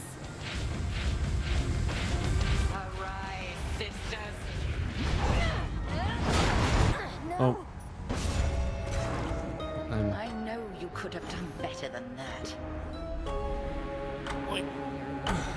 Weakling, you shall never be her equal.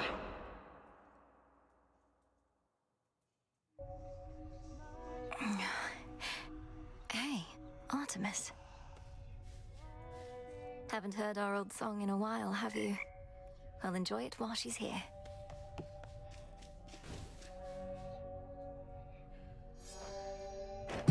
Bye. You look well. You took some interest in this goddess to whom I am said to be bound, presuming she is Eos, the incarnate of dawn. The truth is, when the Fates first told me about her, I grew rather frustrated. I would have probably been frustrated as well. Did your sisters foresee this union or arrange it? Perhaps they sought to unite your powerful family with that of a Titaness.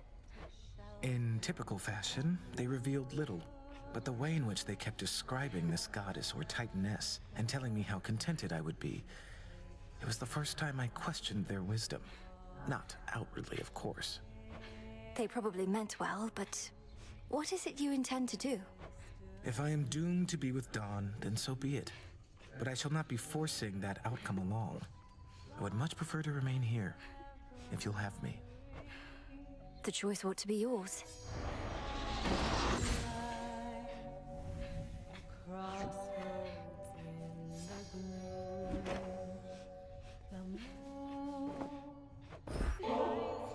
I wanted you to have this, Lord Moros, since you seemed to enjoy it last time. Ambrosia may flow freely on Olympus, but we chthonic gods should get our share as well, wouldn't you say? Oh, I think that's a better question for Nemesis. It's not for me to say whether we deserve such things.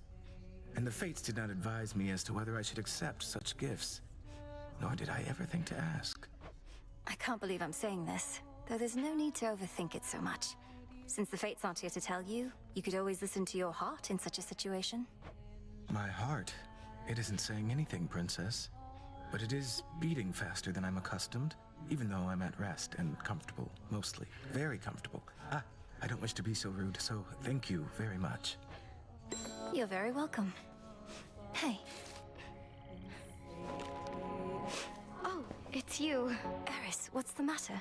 Have you been weeping? No. And what if I was, huh? It's not like you care about me. Not you or anybody in this whole damn place. Oh, stop it. If you made even the slightest effort not to be a scourge on these crossroads, perhaps you'd have more companions. I keep foolishly believing that you'll change. You're not my companion. No one is. No one I'm close to. No one I can depend on. Share my secrets with. Look, I'll not betray your trust if you need someone to confide in. Provided what you share won't put the others whom I care about in any sort of peril. Others whom you care about. You lump me in with them? Come on, babe. All we do is fight. Which I don't mind, of course, but there's much more to a relationship. I've told you to speak plain with me before. What sort of relationship are you expecting us to have when all you do is interfere with me? You're so stupid sometimes. Look, I can't help the way I feel, and I'm not exactly a good judge of character. Whatever's wrong with me, I know it can't be fixed. How could you possibly know that? I just do.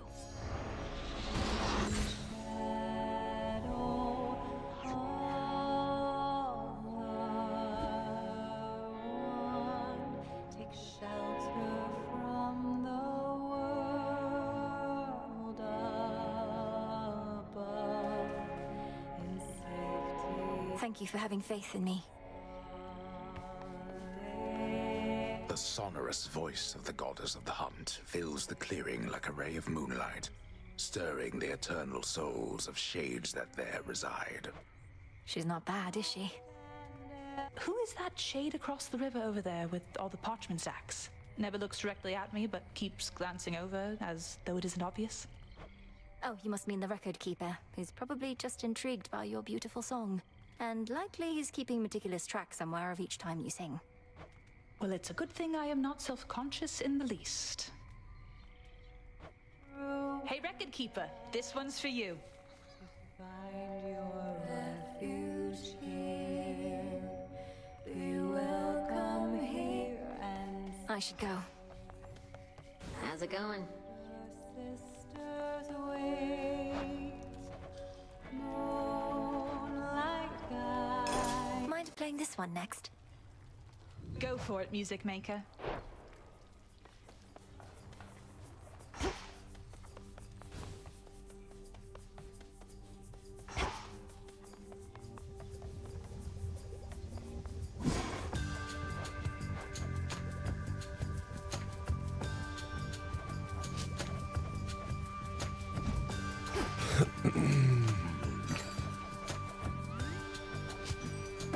Fair trade.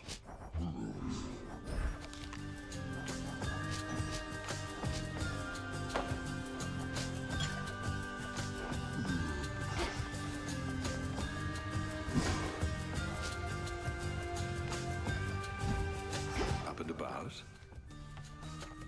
You and the goddess Artemis make quite a force out there, by all accounts. And you sing together beautifully at that.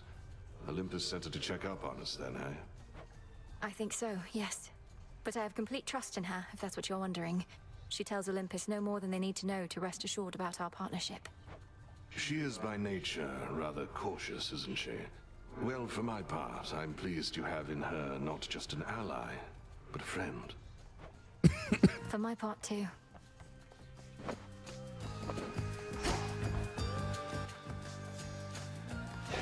Strength and wisdom of my predecessors. Improved.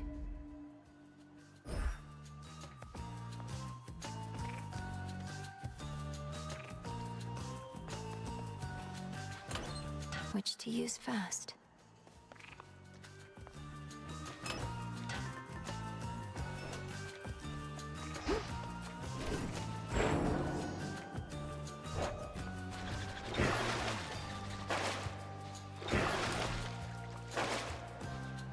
Forged by the fates.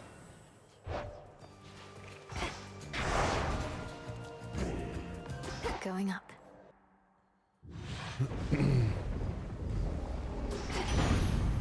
This is my path.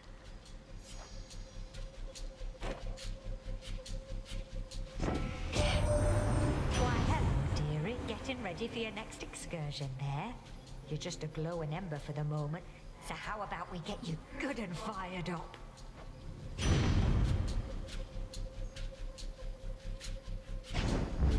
I grow strong.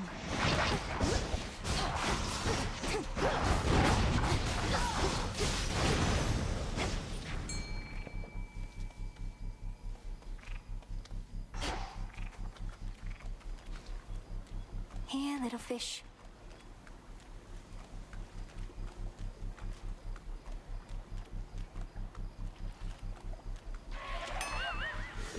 I wanna...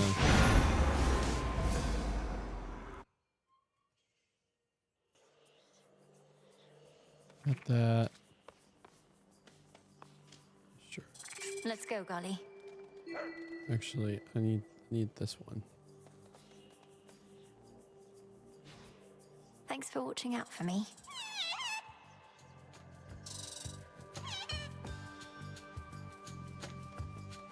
Wait for me here. Good girl, Hecuba. I need more plants. You'll come. Good.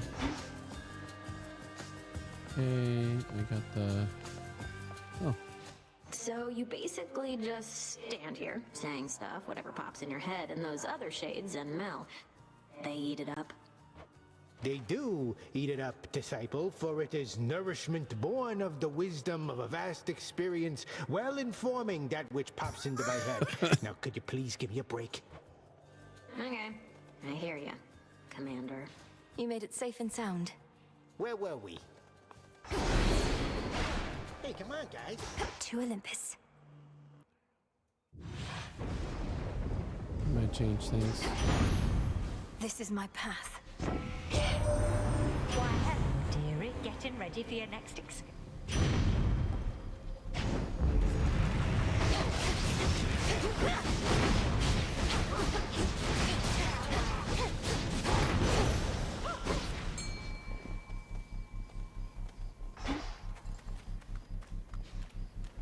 What hides in waters soon is to be found. Got you. It's a zeal.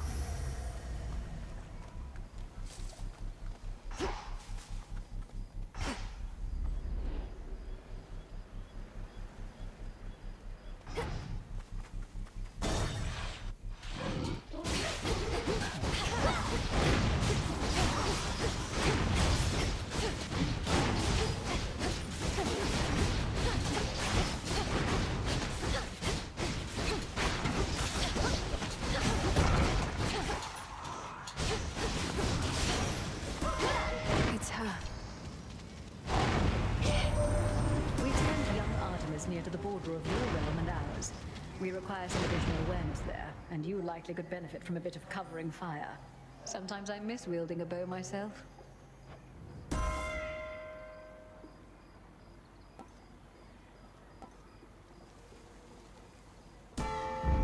Yes.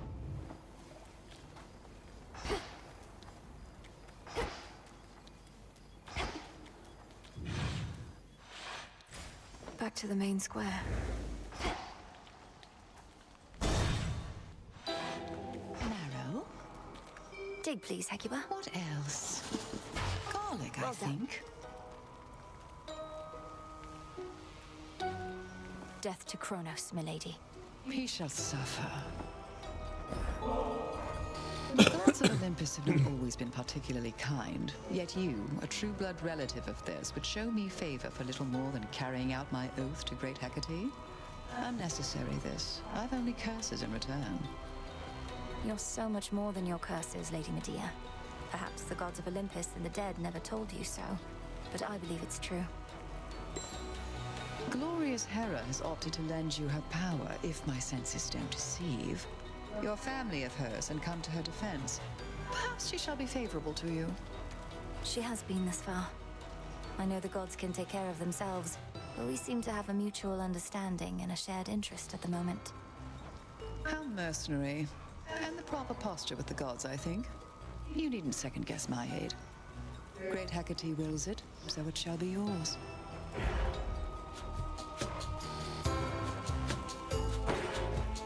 Perfect. Thank you.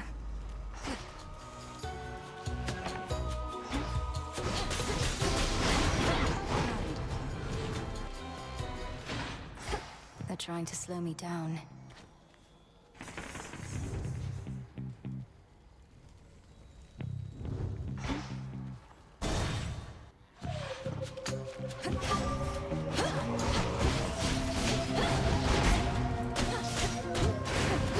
Shades, I release you.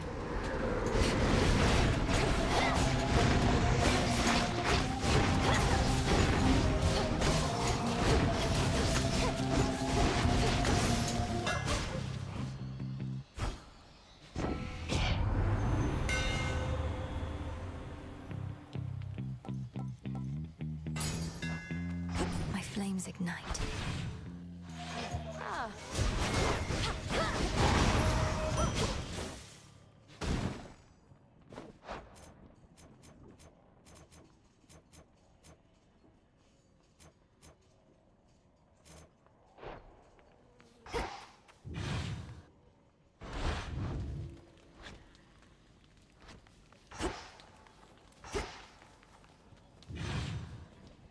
Poor wretches.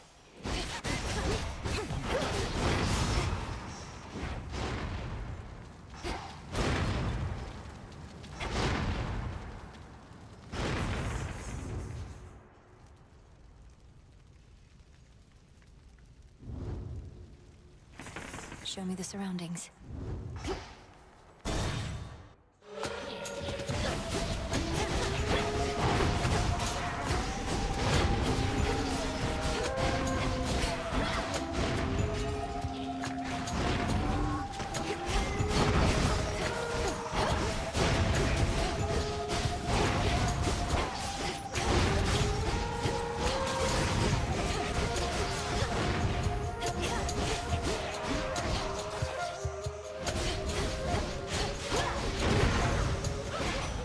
Rest now, all of you.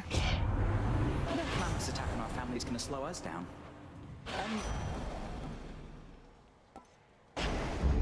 I grow strong.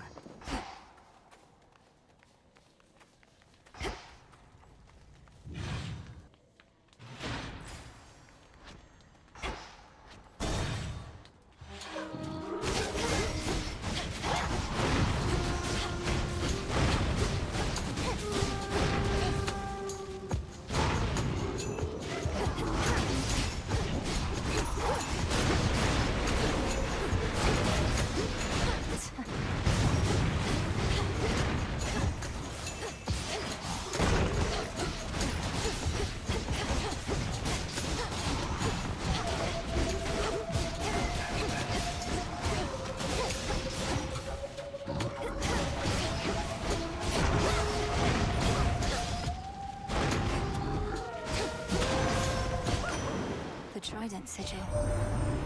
You possess a rod of fishing there. What lingering doubts I had have just vaporized. What are we even fighting for, if not the right to fish whensoever we desire?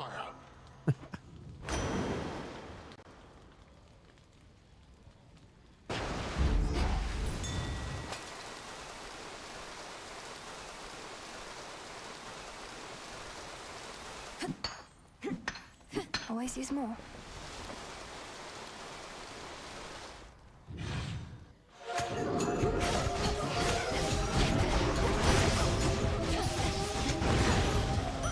A centaur heart.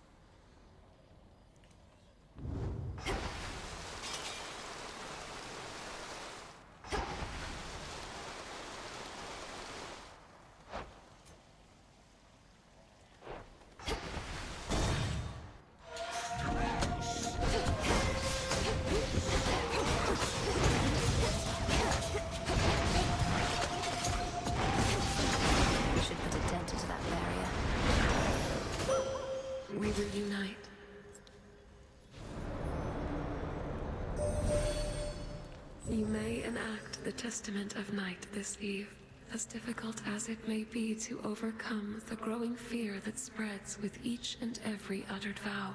I shall be your witness. On this phase, you may once again direct the lunar ray.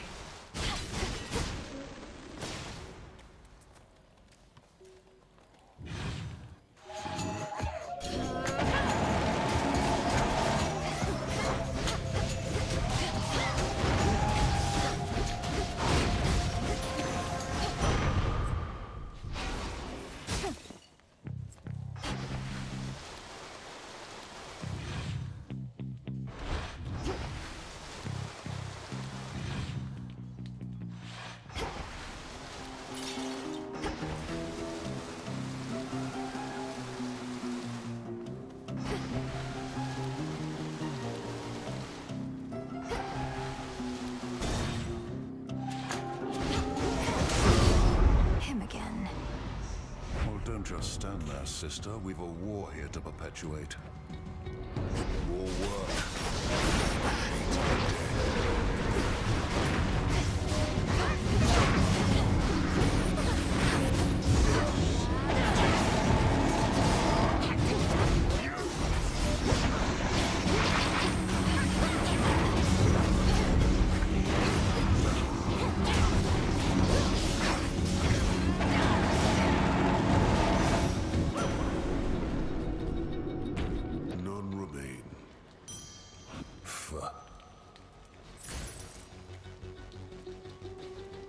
Blessing then.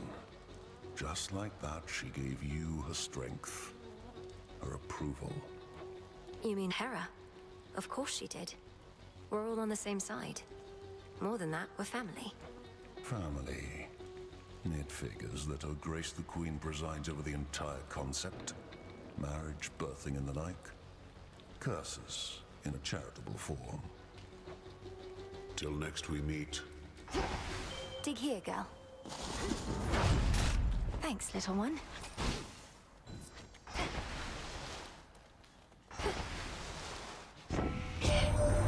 There is some difference of opinion here regarding where your efforts are of greatest benefit. We shall keep the matter on Olympus well in hand, but we cannot get to Kronos in your father's realm as easily as you.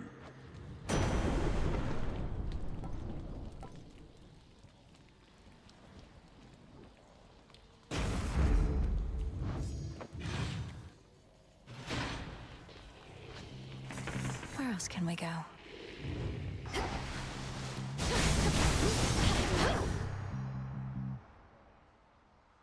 Oh yeah, nice.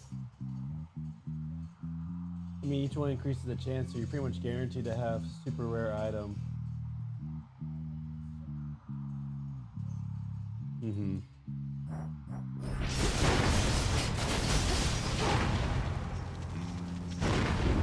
Barrier destroyed.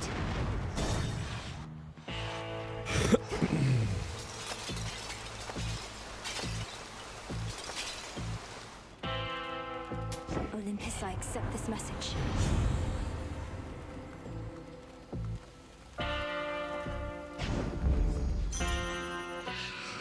There.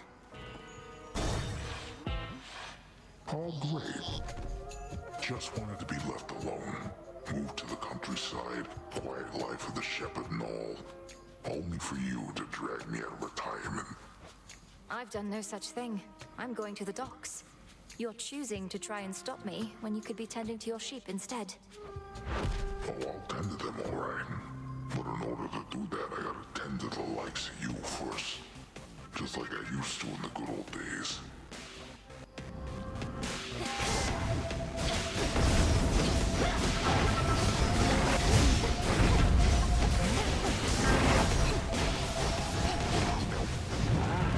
Some friends over for dinner.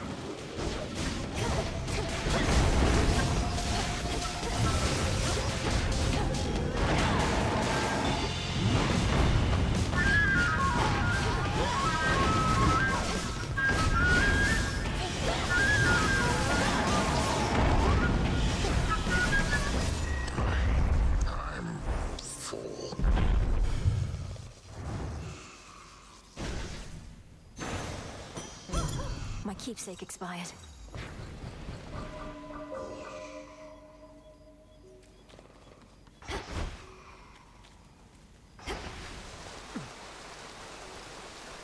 Don't go anywhere, sheep.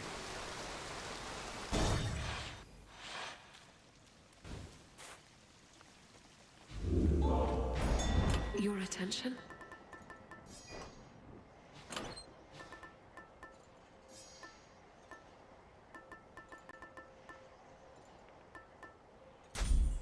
Very well.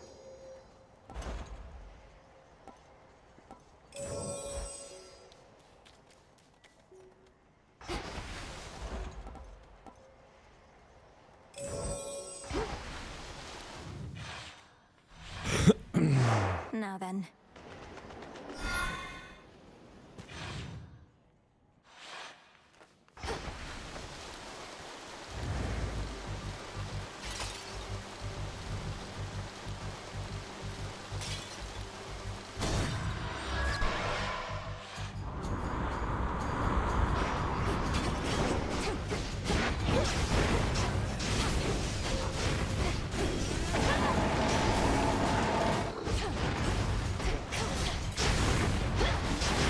Next bearing.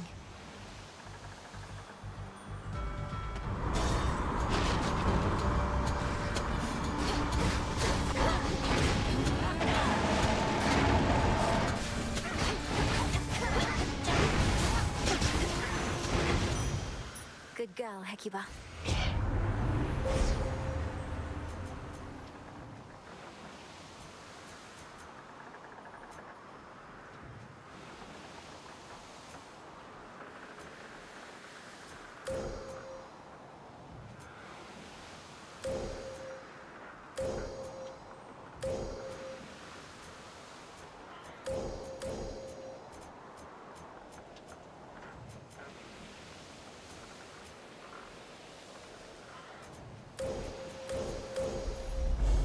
Seleni's hidden strength.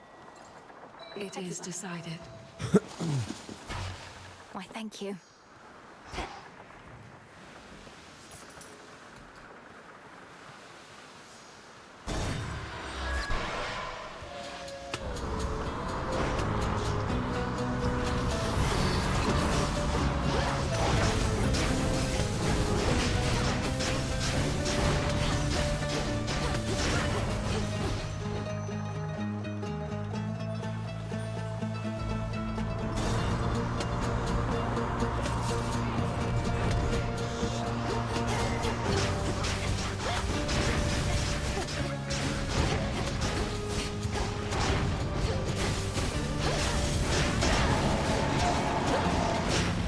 My claim.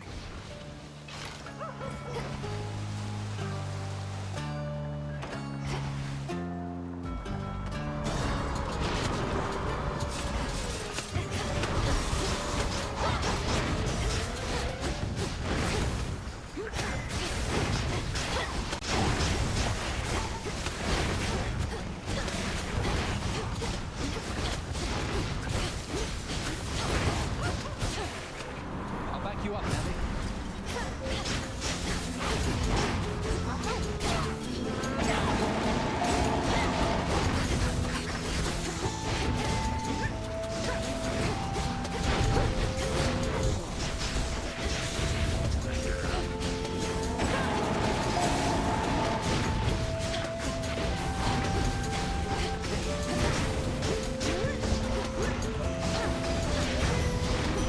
A centaur heart. No problem. We made it. Always good to see you, Melly, even for a bit. Nobody else will test this stuff for me. My latest work.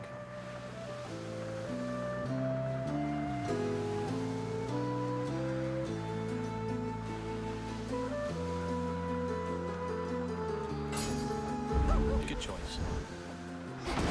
See you. See you.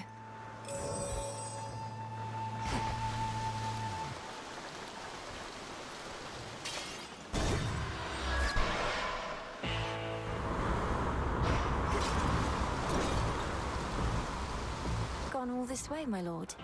Her black ship, darkest of them all, disrupts the endless fleet that hounds Olympus.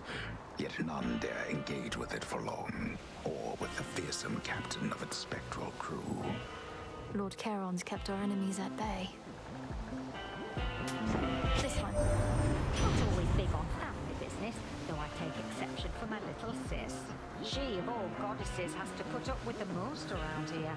And that's not even counting all this Chronos stuff. How do you manage it all, Queen? I manage it one evening at a time is how, sister. Perhaps we shall have to burn the old world down and start anew. But I can think of none more suited should the need arise.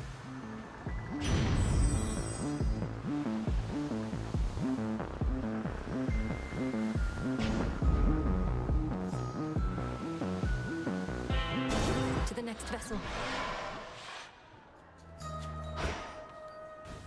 I know this place. Ocean foam. Evening, little pigs. Hello again. Something felt different just as you arrived. It's moly, isn't it?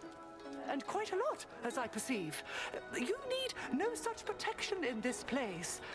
A miracle it does not interfere with your own craft. I have been gathering what moly I can find in Erebus. It has its uses, to be sure, though in my purse it doesn't bother me and remains fresh. You have an aversion to it, and here I thought that every plant and herb had earned your love. Some earn my caution sooner than my love. Moly has a stifling effect I care for not at all. So much so that I have learned to negate it. As you have no need of its powers here, it shall do neither of us any harm. Though do be careful, little miss.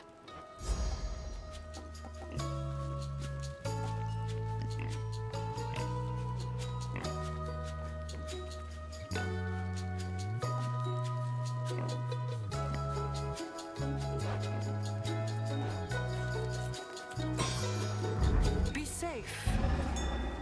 That's potent. Oh.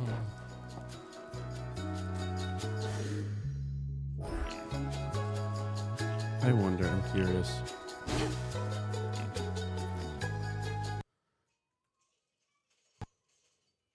Now I know what that means by the Val thing. I'll be right back. Sounds a lot like Augie's cry.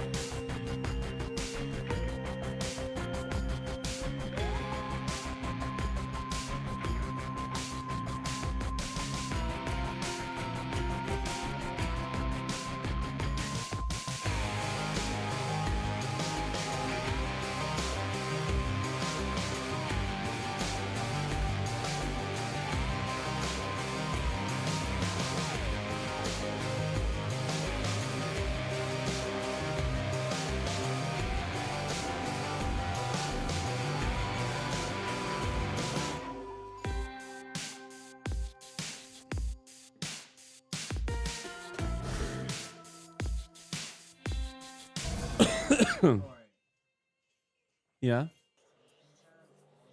Interesting.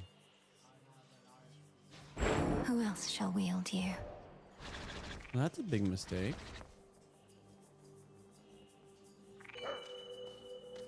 Duly noted.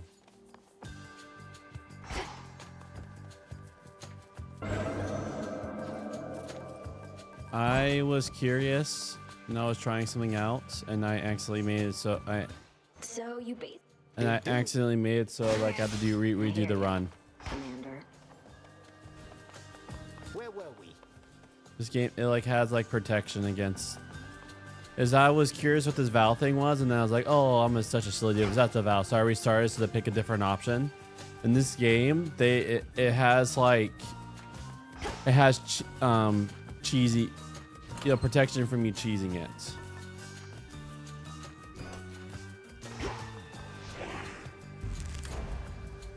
Does that make sense? And so yeah, now we know. All right, cool. From the shadows.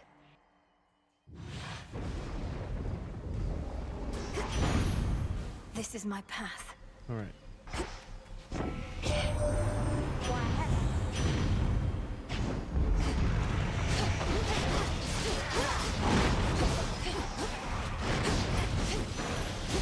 Oh, that's cool. Oh, wait. Oh. So it gets its own little circular doodah? That is cool. Here, little fish. Mine. Another ribeye. A catch achievable only by gods.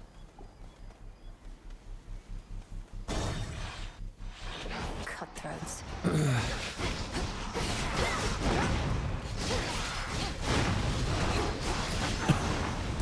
We've sent young Artemis near to the...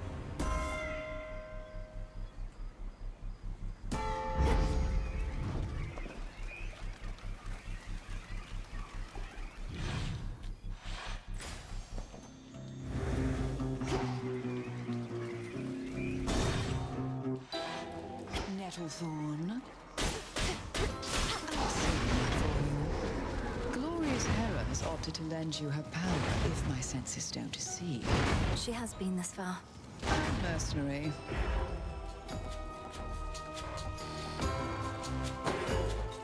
As above, so below. The gods of Olympus have not always been particularly kind, yet you, a true... You're so much more than your cursing. May all your foes be damned.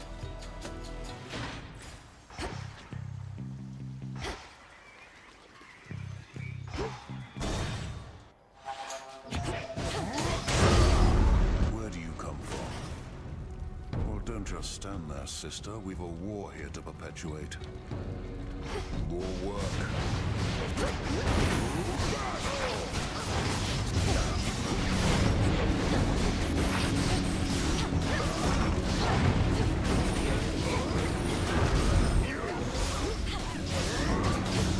Can't do it.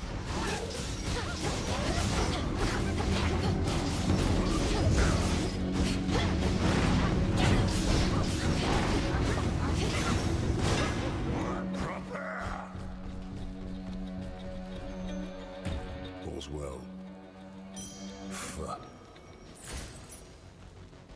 You have a blessing then. Just like Batch. You mean Hera? Family. On to the next.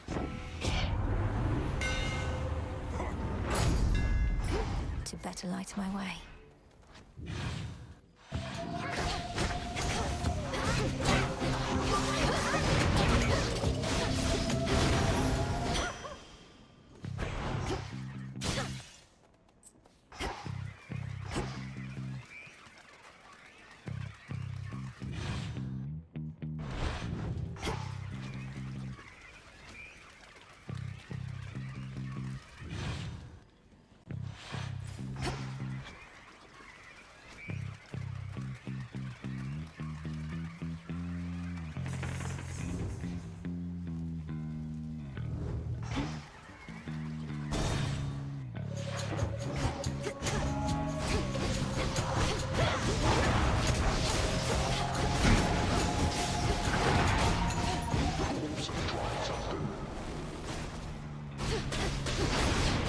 put a dent into that barrier.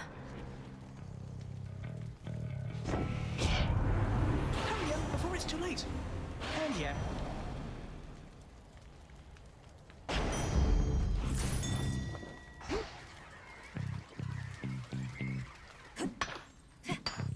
Got it.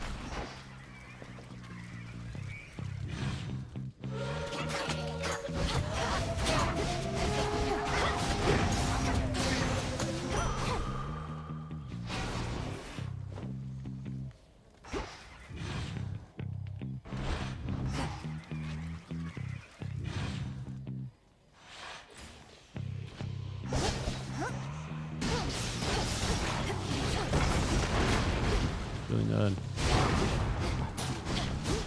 Really noted.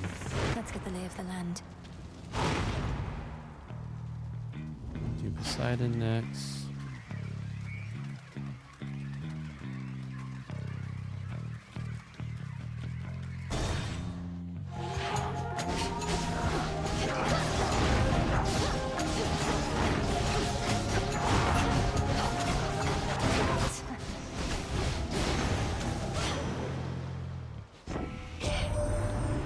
You possess a wrong. I grow strong.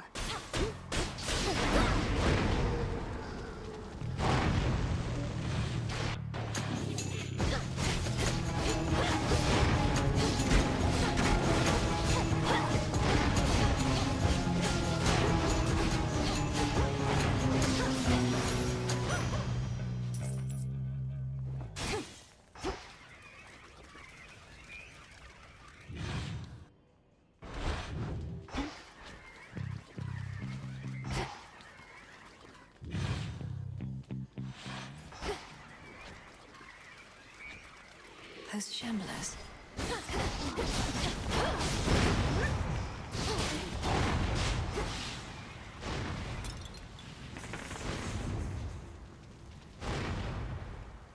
Okay, fire. Right next in the saloon.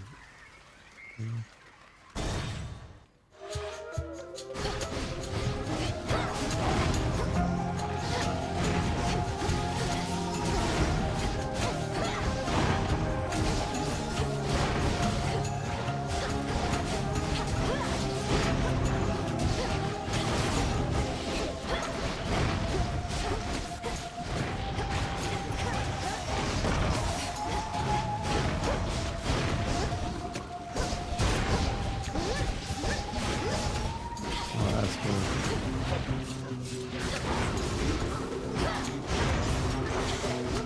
How many of these do they have?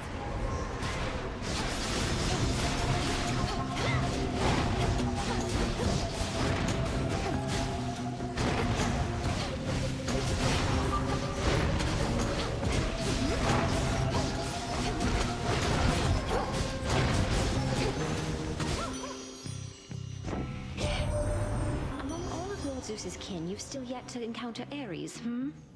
The god of war has been quite busy, what with everything of late. There are those who question his motives, but not I. I long simply to find out where he is.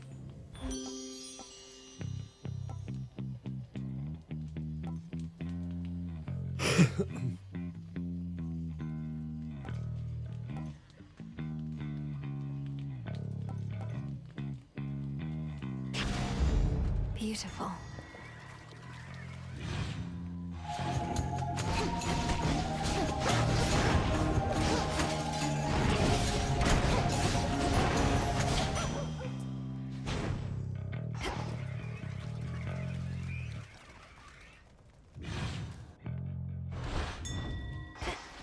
Hecuba, go dig. Why, thank you.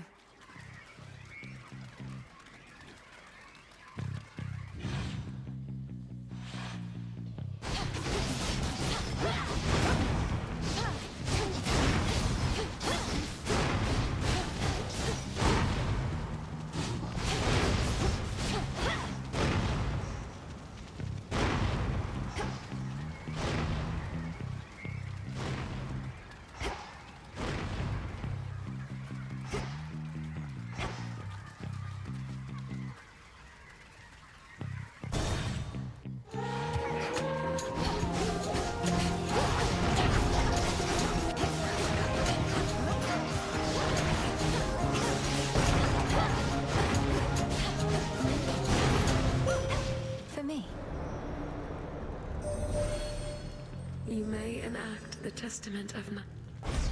Oh. Look forth.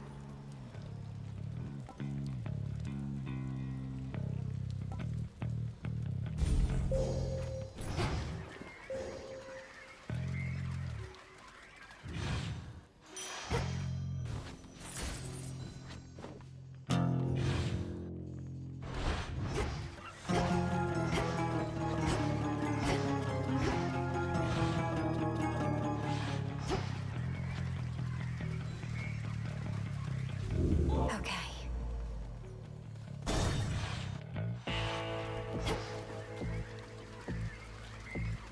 Olympus, I accept this message. Yes. That's all it takes, huh?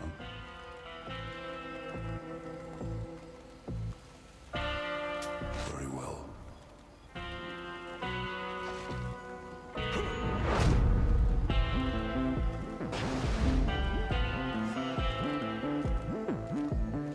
This feeling. Supplying goods to mighty Heracles. Sometimes I wonder whom else you provide for, my lord. Not that you'd say. Oh.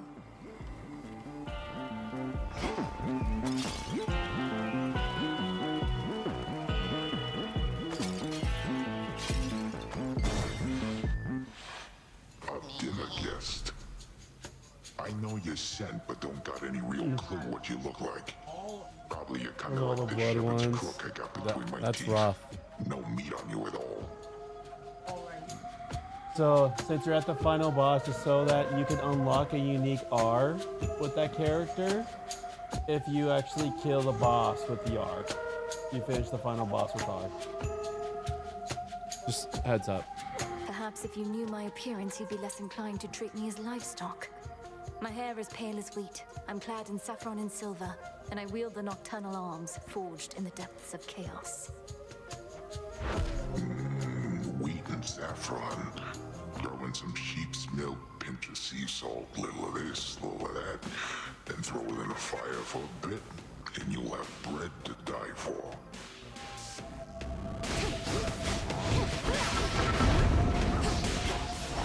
Straight dog got in. Some friends over for dinner.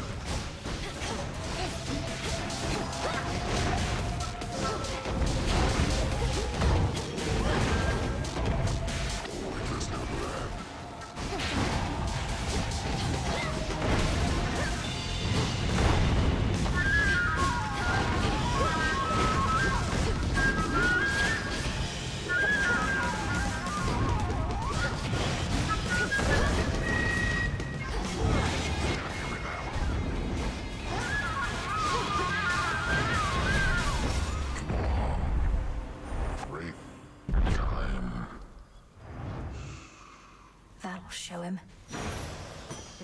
My claim.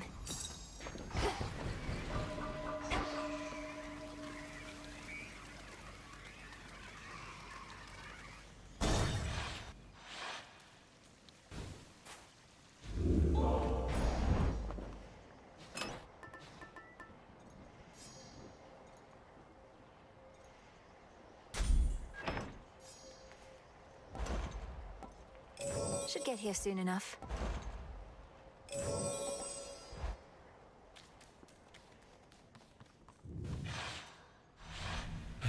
Now then.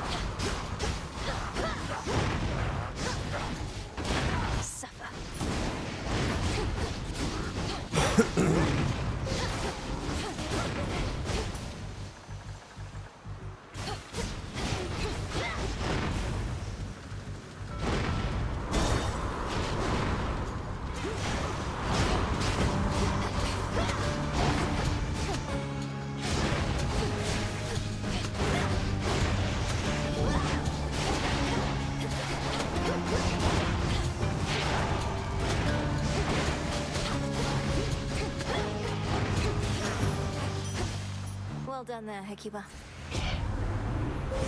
Grow strong under the stars.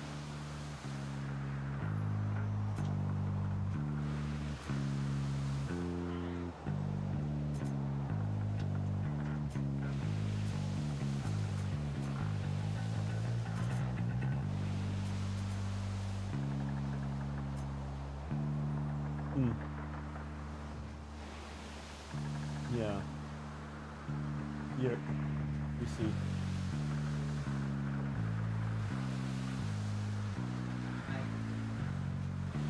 Oh yeah.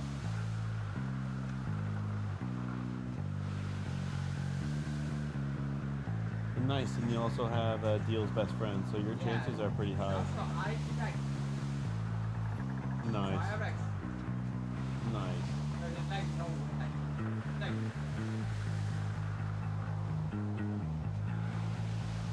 Yeah. Watch out, though. I'm stoked.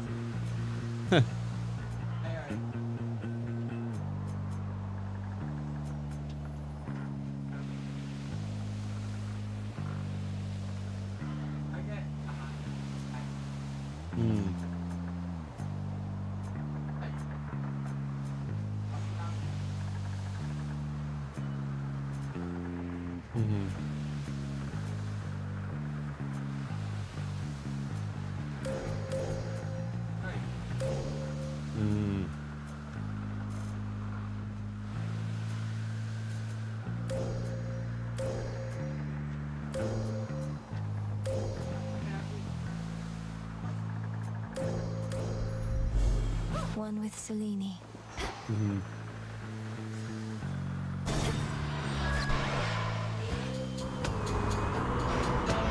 Sticklers.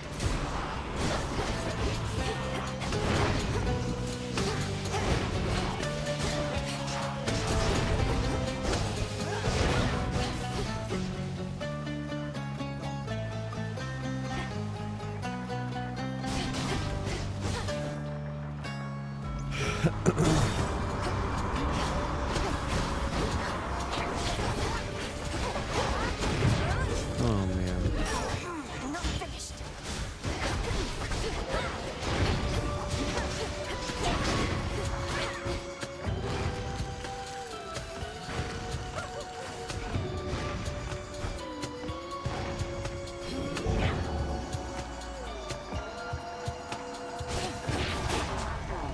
For me. Special delivery. A little gift.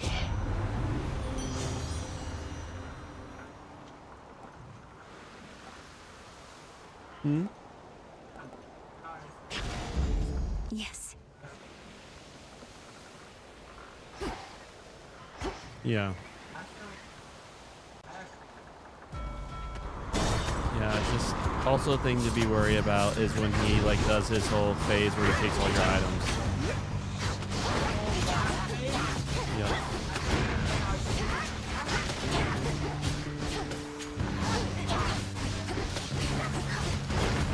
At least gets all your items. I don't think he gets all your effects. So. Oh no! You lose your you lose any damage from items. Yeah. Well, I mean, you hit him, and every time you hit him, you get your items back. So it's best to hide behind a stone and to just keep on shooting him from far away.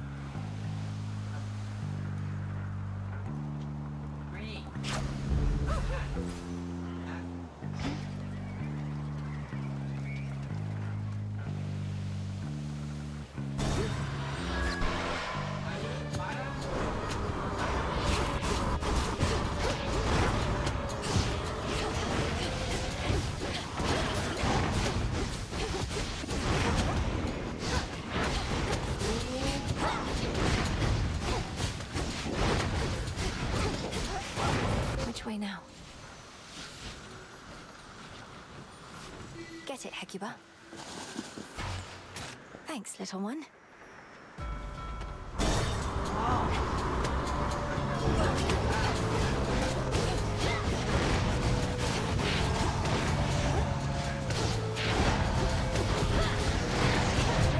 Oh my gosh. Can't do that again.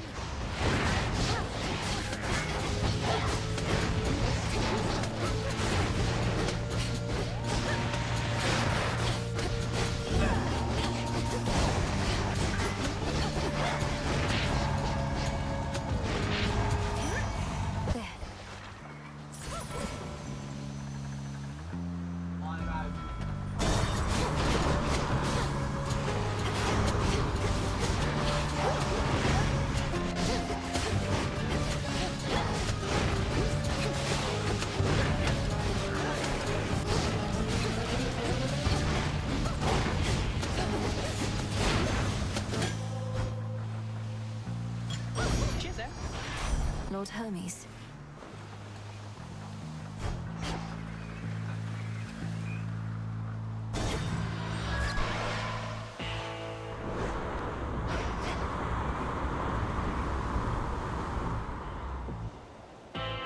In the name of Hades.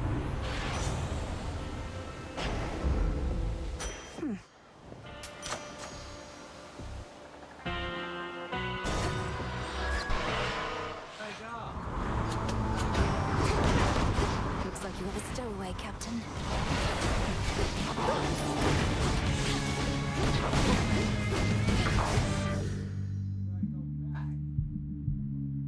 Take a portal. There you go. Now you go back to the ship. Well, marker's right there.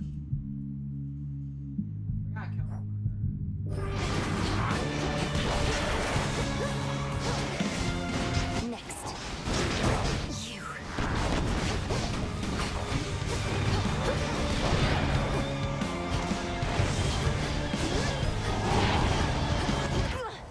Oh. Return to Shadow now.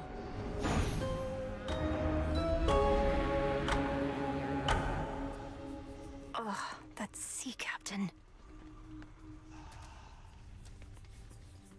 Where did that sea captain procure a weapon so much like the Rail of Adamant?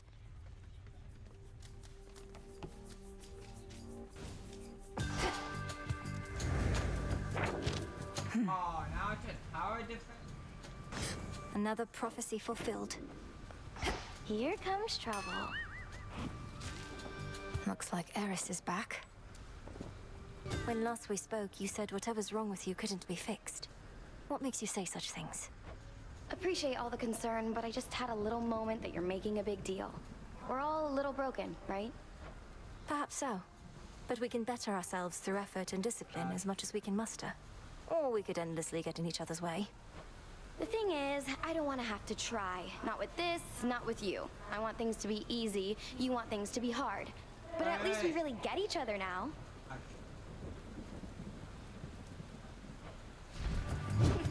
Eris!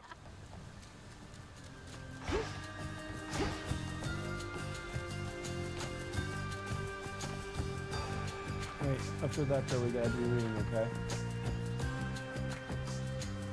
As you can see right there that runs over an hour. Moonlight guides you. Who dares?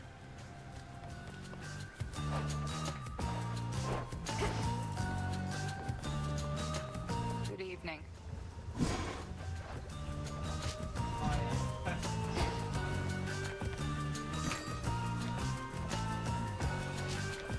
Trade you.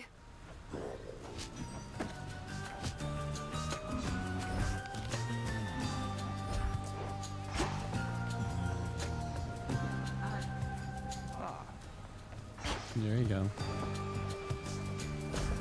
For the next risk of rain. Plenty of room to grow.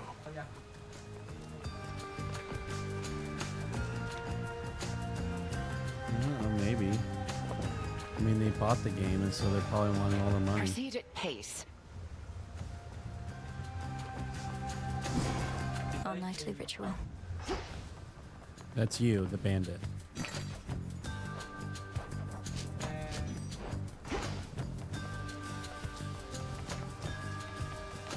We're up. Some of the drowned sailors whom you face up there whilst sailing through Poseidon's Rift were probably once men I used to know. Not that I could recognize them now. There's one at least that seems to have a level of command over the rest, if fancier attire and weaponry are any indication. I fought him just last night on his big ship. Likely the Argonaut, if the reports add up. There was a band of similarly named adventurers he may have hailed from. But they were from a bit before my time. Perhaps still trying to relive their glory days. And getting in my way.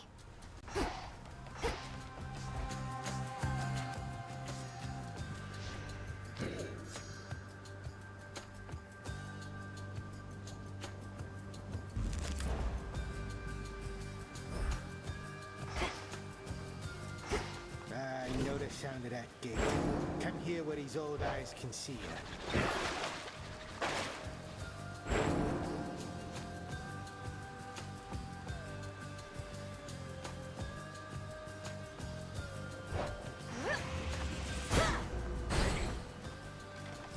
Friend, I'm gonna start reading. 412.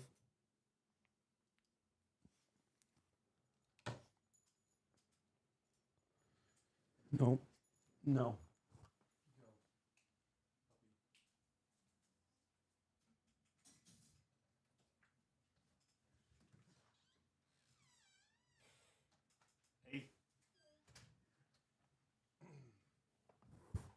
Oh.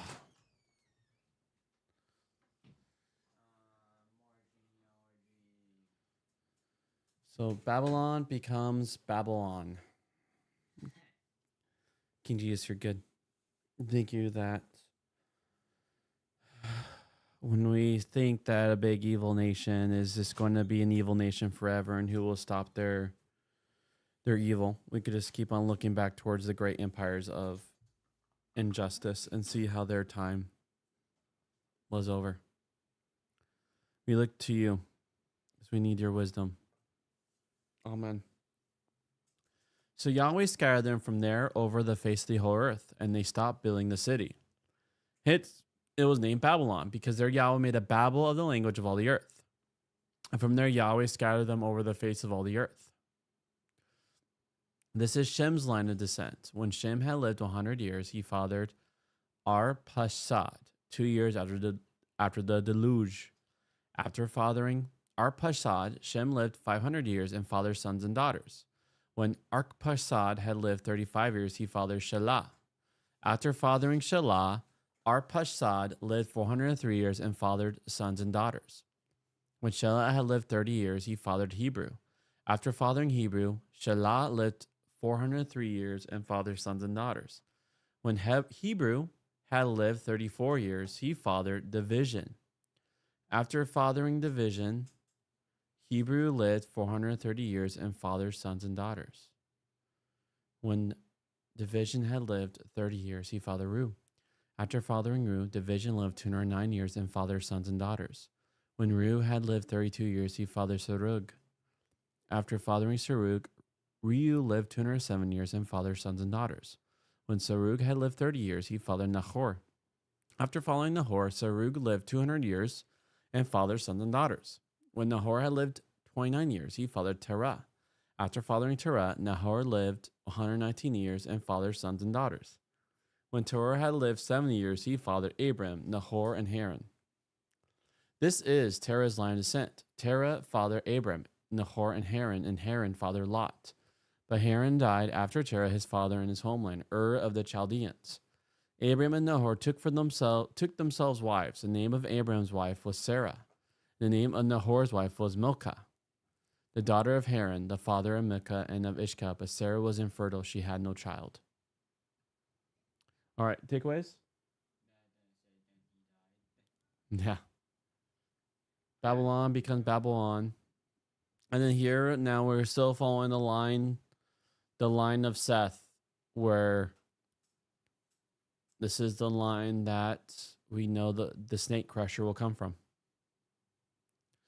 In England, I had an Egyptian colleague whose first language was Arabic. When we were going to Morocco for a holiday, I asked him to teach me a few phrases of Arabic so I could at least say good morning and thank you to people.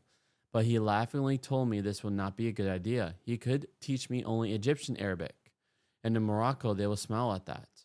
There is one written Arabic language, but each country has its own spoken Arabic. Only when I came to live in the United States did I realize the extent to which the same is true of English. I thought people in Britain and the United States spoke roughly the same language. How wrong was I? As is the case with Arabic, there is one form of written English, more or less, though it is pretty important to realize that in Britain, the pavement is where the cars are not supposed to go, whereas in the United States, the pavement is what British people call the road. In every page or two in this book, I asked myself, would that communicate both sides of the Atlantic? Not to say in other parts of the English-speaking world, but these differences are small compared with those in the spoken language. A decade later, I'm still asking students in the lecture whether they recognize the expression I just used. And while they may respond, oh yes, they may also reply, no, but we can guess what it means. Or we have no idea what you're talking about. We are two countries divided by a common language. The saying is most often attributed to George Bernard Shaw, but no one really knows where it comes from. So communication with people for whom English is their first language is much more complicated than I dreamed it would be, but it is a much bigger issue with people for whom even American English is their second or third language. As I look back to my first year of teaching in California, I shudder to think how unintelligible I was. The much greater difficulty of communicating across more fundamental languages divides is one of the burdens of living in a divided world. With typical paradox, Genesis sees it as both a divine judgment and a divine mercy.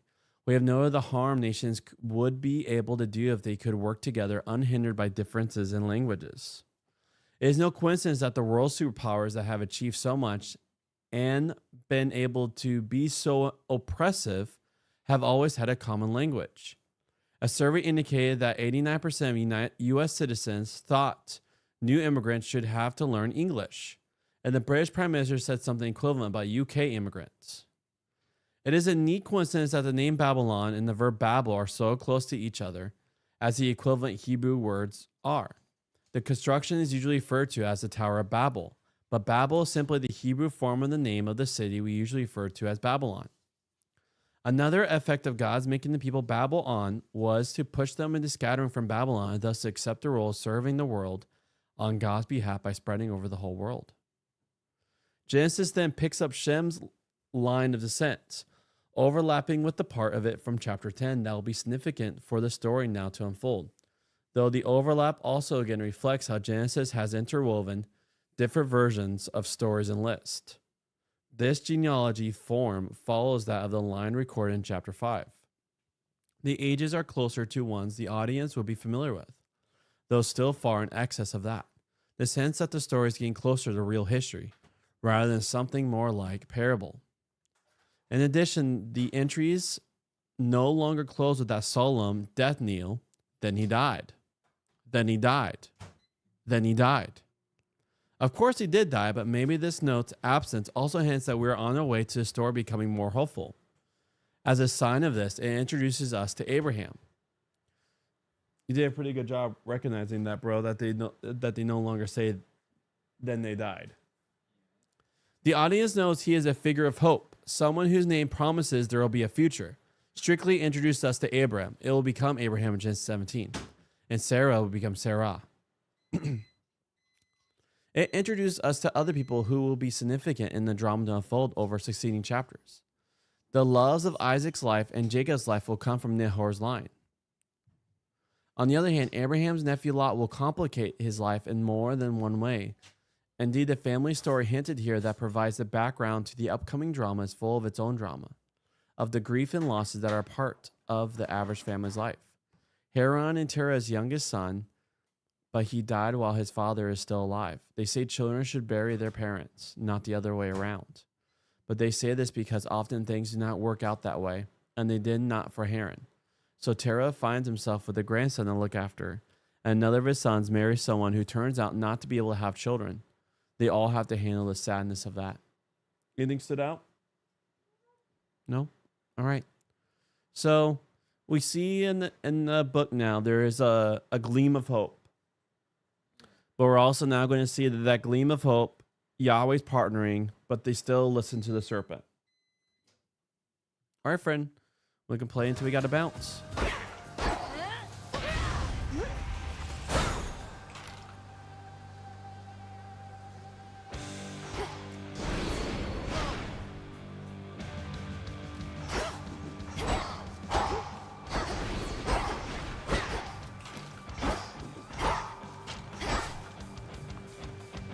Still not even a scratch.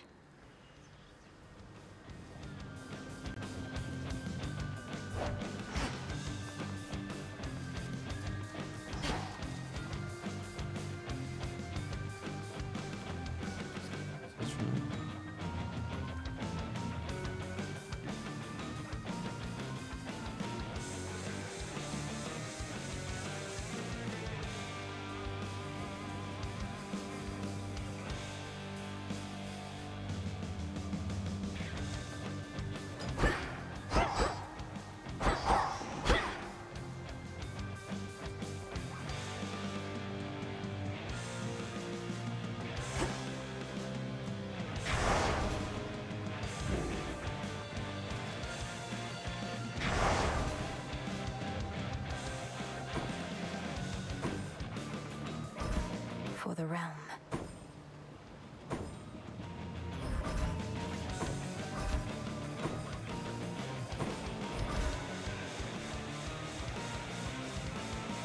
Fear is for the living and the dead.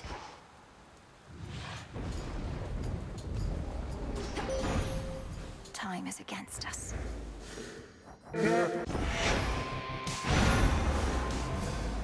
I forgot. You grab said trinket.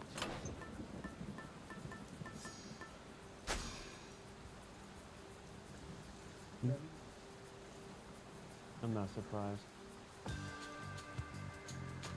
Very well. I'd best be off.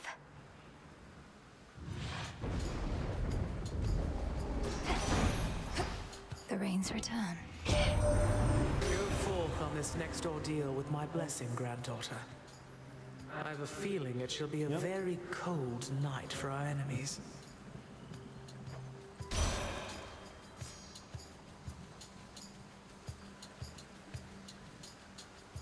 For you. Life or death.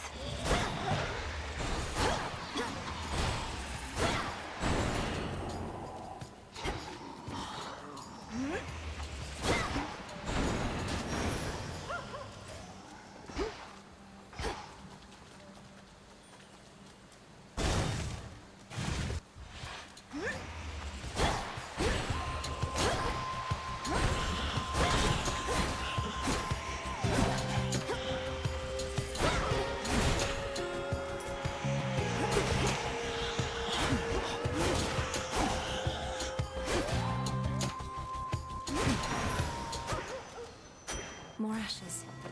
Dig here, girl. Nicely done.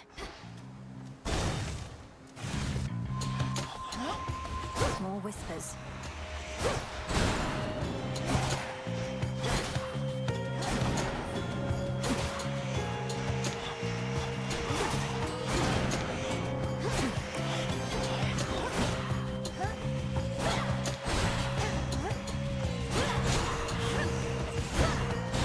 Laughable. Yep. Another race to the finish line begins, Hayam. Well then, get set, because we'll have you there in no time flat. Provided you survive and all.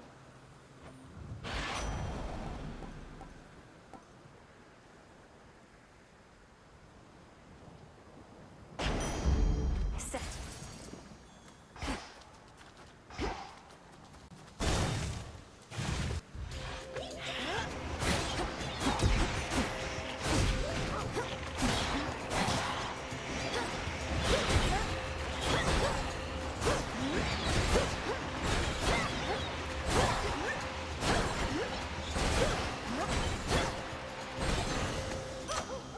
Good girl, Hecuba.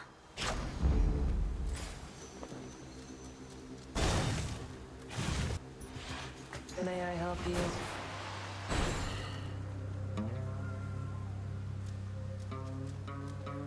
What would it take for you to give up some of your Olympian muscle?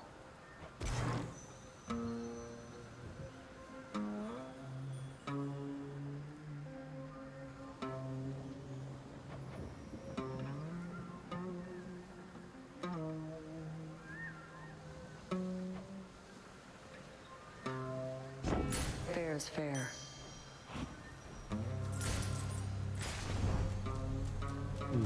Go. Well.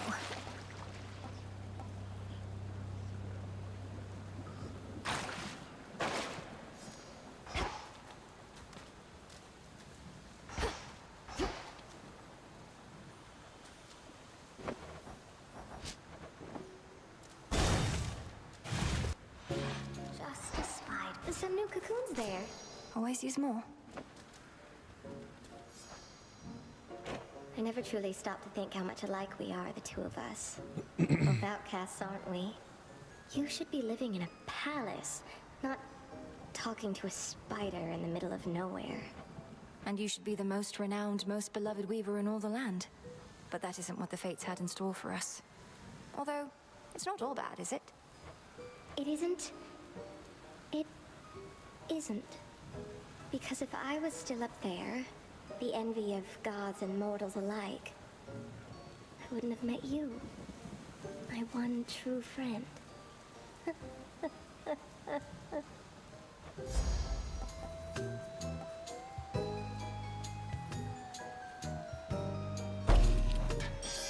Enjoy it while it lasts. It's just right. Found it! A little pain is all. Huh? Some darkness. Let's fish.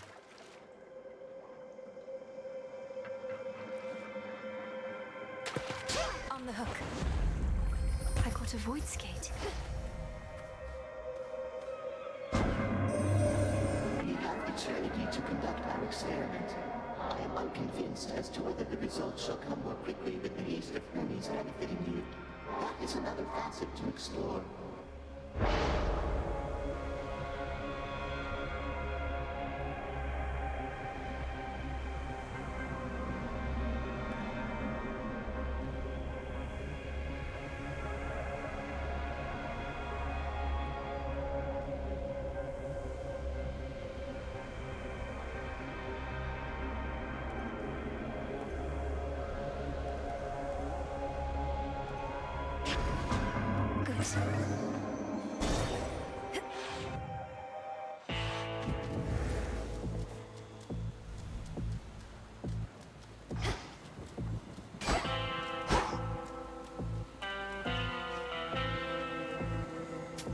This one, please.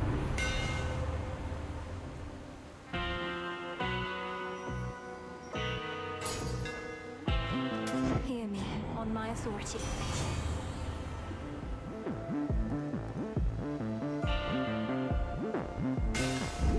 The Forge of the Heavens.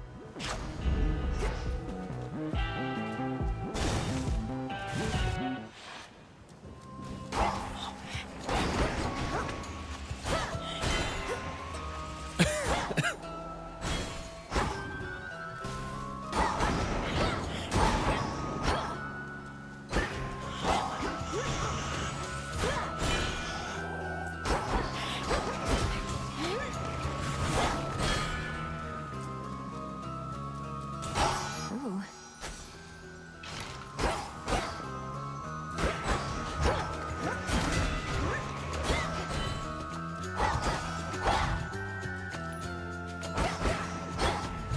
The exit's all right there.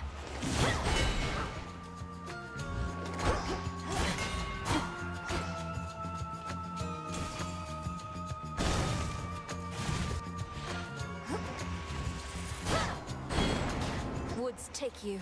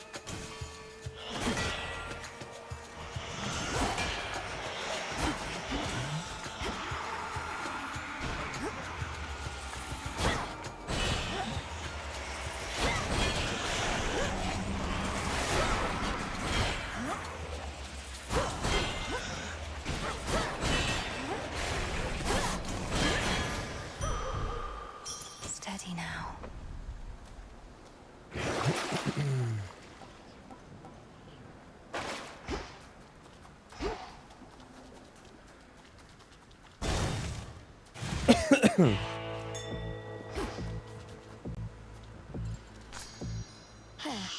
the name of Hades.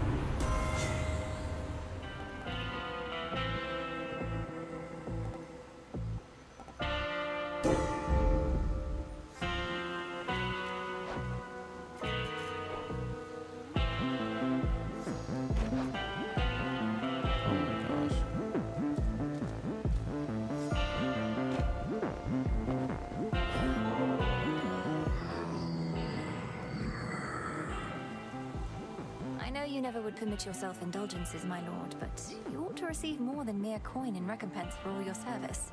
Perhaps the nectar's but another token gesture. Headmistress awaits. There she is. Look at that prim posture. We're in the presence of majestic Hecuba herself. How fares my favorite hound? She's very well, and a most capable companion to have at my side. Though I hate to have to strain her loyalties like this. Come, you want to see what she shall do. Her loyalty is absolute. I permitted her to serve you as she serves me. Let's all now bare our fangs. Now, flames! God.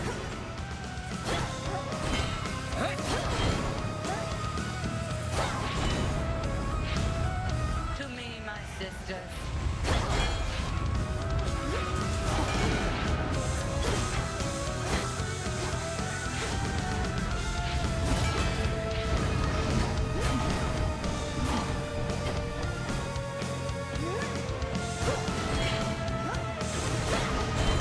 Evade. Consider the mistakes you made, Melinoe. Oh, she's strong.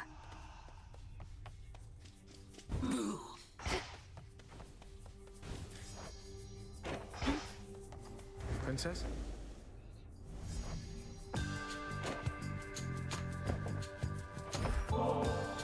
If I've learned anything, it's that with practice comes perfection, or as close as we can ever get.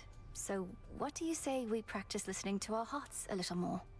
Here, this is for you. I'm attempting to listen to my heart right now, Princess.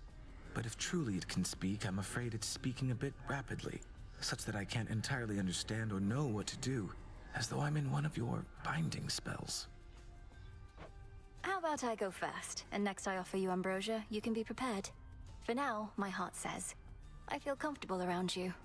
Even though you make me feel like royalty, which, come to think of it, I do not mind at all.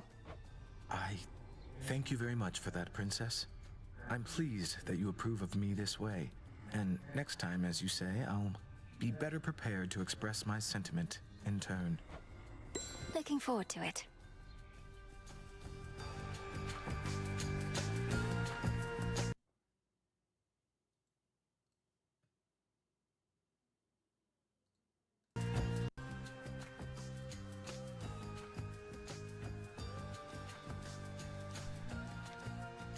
I have been thinking more about what you said at the Taverna, Princess. About finding one source of motivation, whether through encouraging results or through adversity. Or more ambrosia. Oh, I wasn't being serious about the ambrosia part. It's just, I find it remarkable sometimes that adversity and negativity spur me more than expressions of faith and support. As a force of adversity and negativity myself, I appreciate your open-mindedness. But I wanted to say that ambrosia is quite a motivator too. I trust we can share some again sometime. For certain. Huh.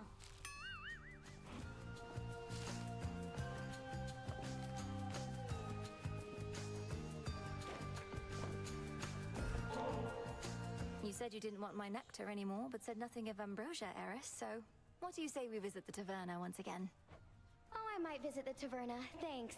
Though this time I'll be doing it alone. Don't take this the wrong way, but I don't think we should be seen together anymore. What, because you're concerned some baseless rumors will begin to spread? I thought Strife Incarnate wasn't supposed to care what anybody thought. It's for your own good. You're the one who's got a reputation to uphold. Really doesn't take much for me to live up to mine. I can just tell you to get out of my face.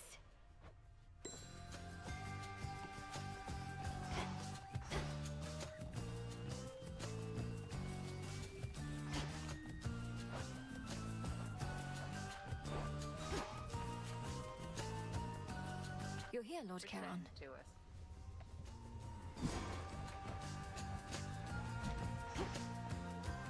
Another shipment already.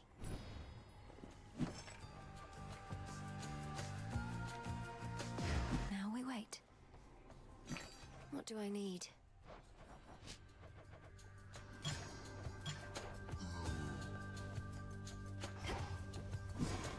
Our cauldron.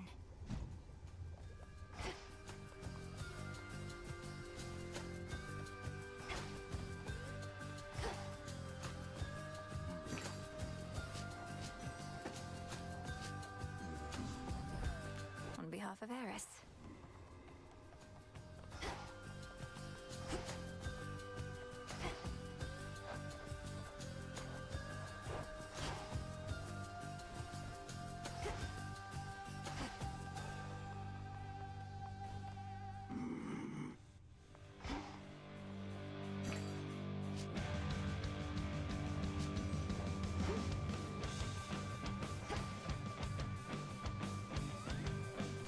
Garlic.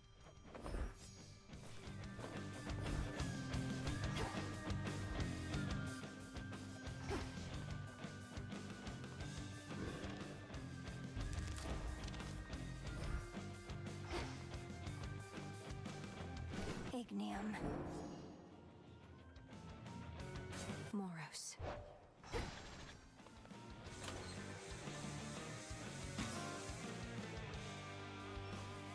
Can I go home? Hey, Mel. The good commander there has offered to train me as one of his disciples. It's a big decision, so I'm kind of mulling it over. I've learned so much from him, Dora. Headmistress taught me my craft, but Commander Skelemius taught me... How to beat up an old man? No. She has returned. Have you seen, Commander? Lord Charon's come to visit us. At last our supply lines are secure, and our counter-assault begins. Yeah. It's been quite some time since good Lord Charon visited us last. We'd better all be on our best behavior around him. But, where'd you get all that supply line stuff? Why, he told me himself, sir. In his way. Oh.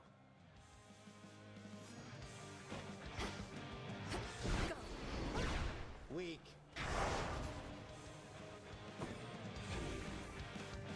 To the surface.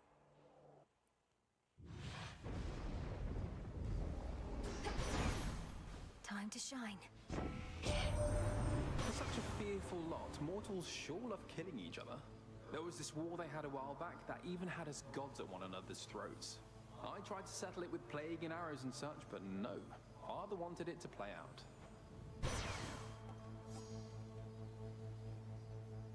For you.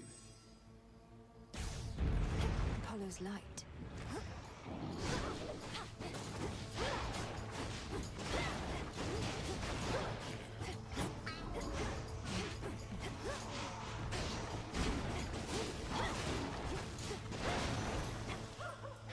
Rest again for now.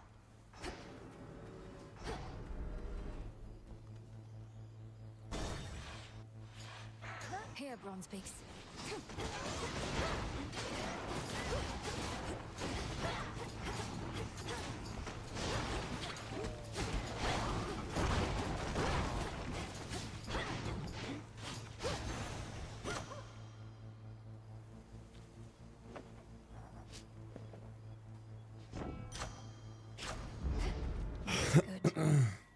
Dig, please, Hecuba. Appreciate the help.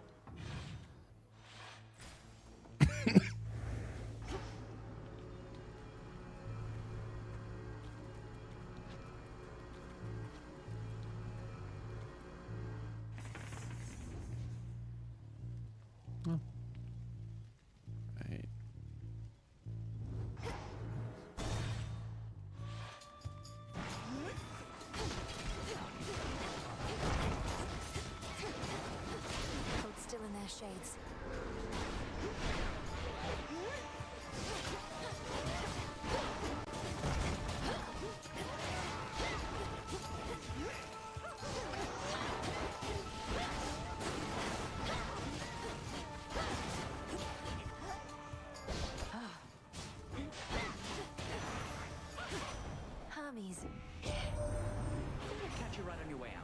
can be a very rewarding experience, but sometimes you just want to get to where you need to be.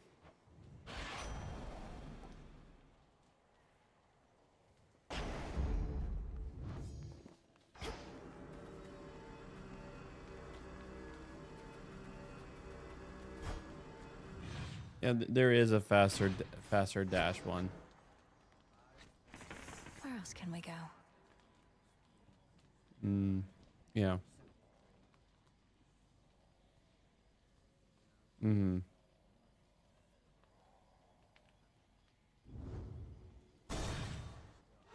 Mm-hmm.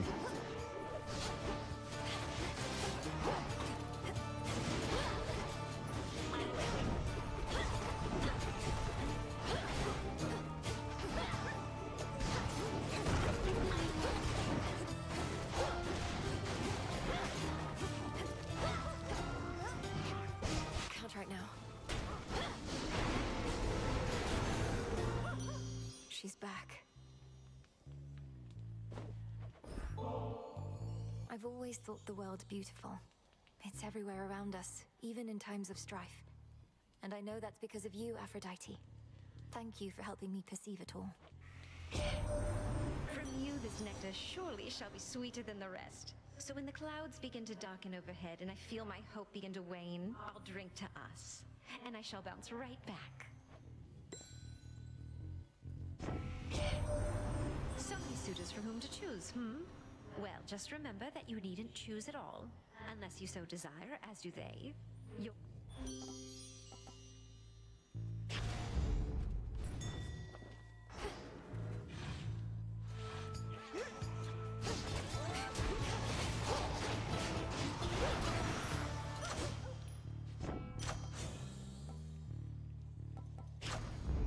Excellent.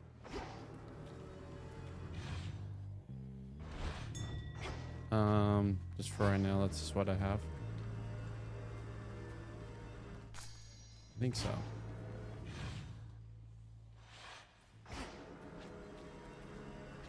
Can't get through.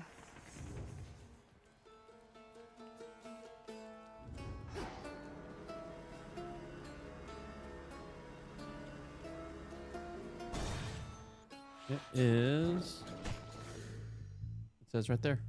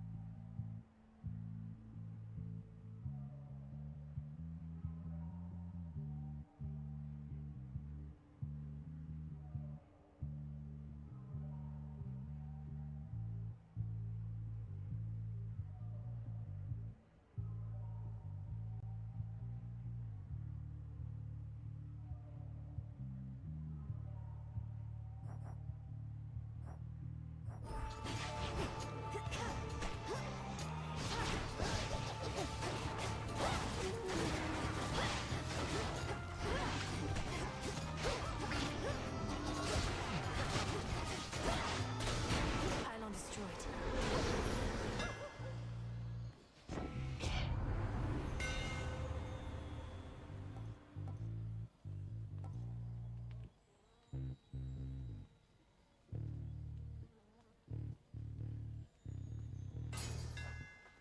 Imbued with greater strength.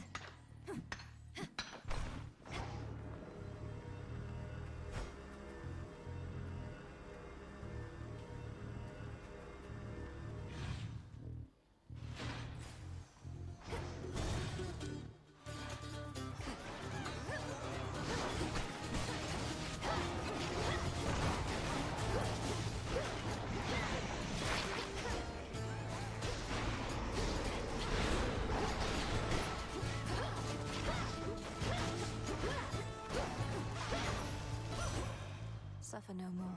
You're making haste, Flower. I'd swear that you were graced by Swift Hermes himself. Except he must be too busy keeping watch over our enemies to be of much benefit to you.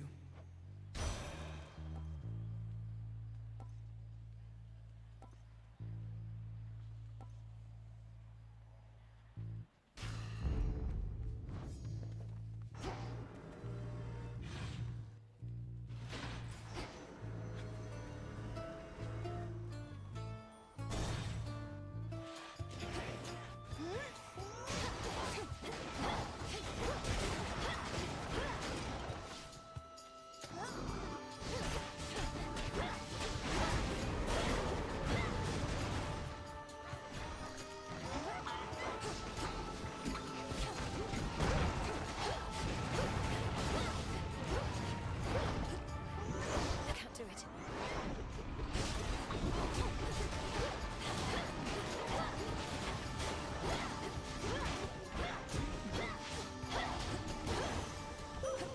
Awaken your true strength. All creatures need you, sister, not just gods. From the solitary wolf that howls in the night, to the sailor crossing waters you alone illuminate. You truly are an inspiration. I sometimes think Olympus takes my constancy for granted, for I receive many offerings from mortals, but not gods. While it should make no difference to me, nonetheless it does, little star. Thank you for the gesture. I call upon the moon and draw you down. You have conversed more and more frequently with Doom himself, a son of Nyx with whom I am not close. I shall rely upon your instincts about him, for mine say little as of yet. Phase shift.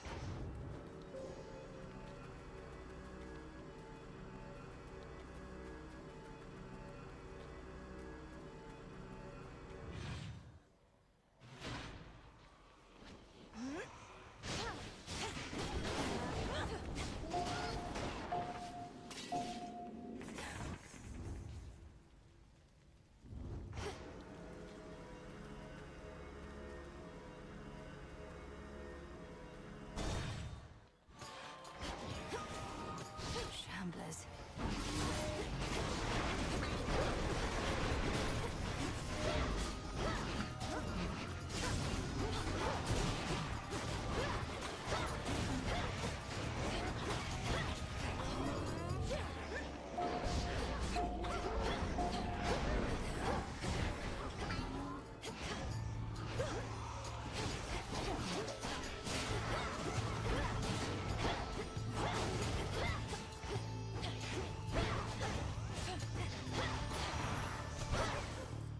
Olympus, I accept this message.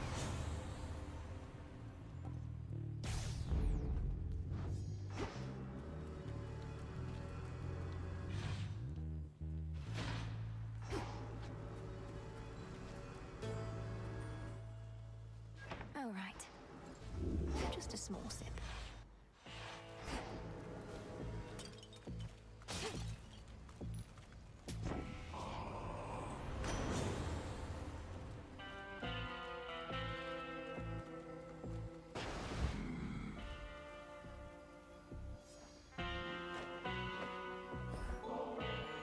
I've heard in times past you discreetly transport shipments of ambrosia all the way into the depths of Tartarus. And knowing you, my lord, you would never sample your own wares. So here, this is a gift, not a delivery.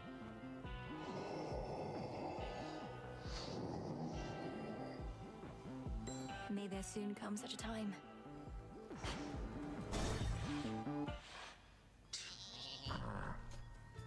Just wanted to be left alone.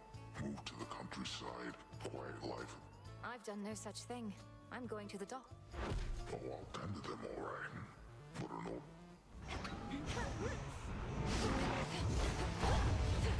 What's the matter?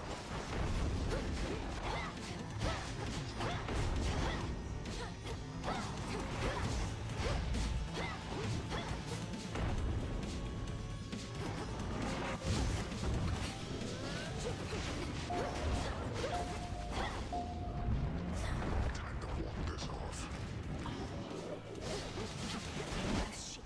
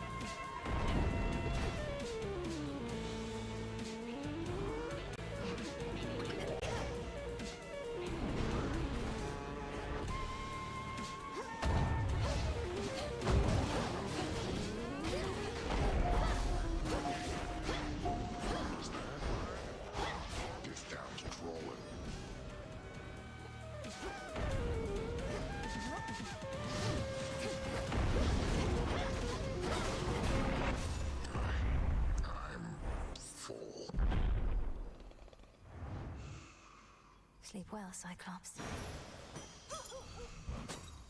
Good find.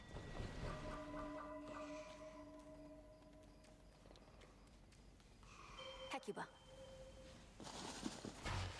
Well done.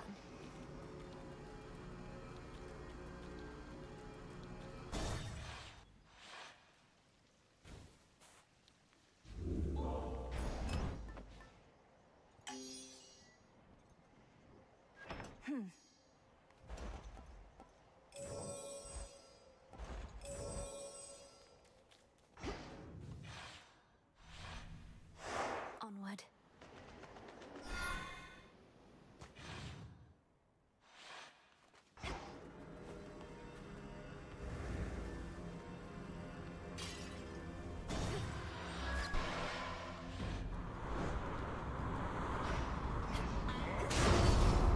A stowaway.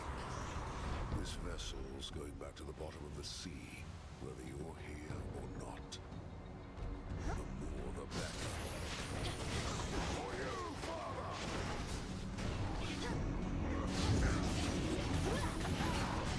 You dare.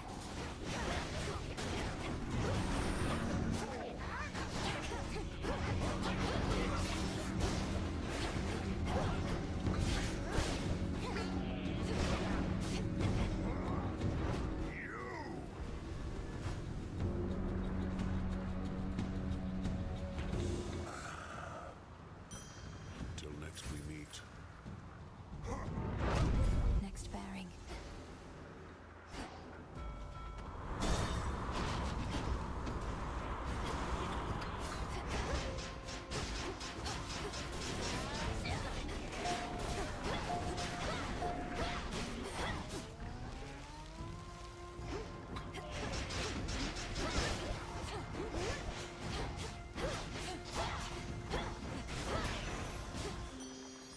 Olympus, I accept this message.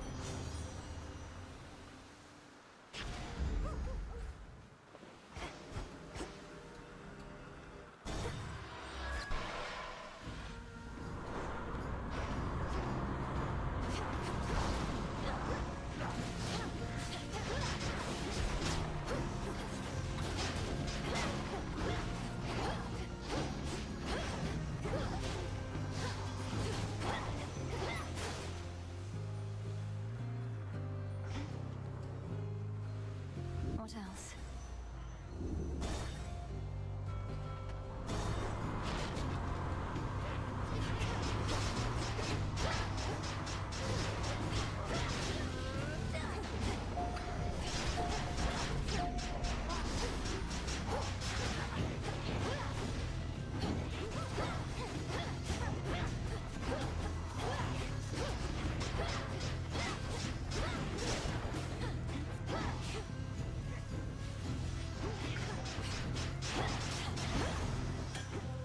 That's that. Search there.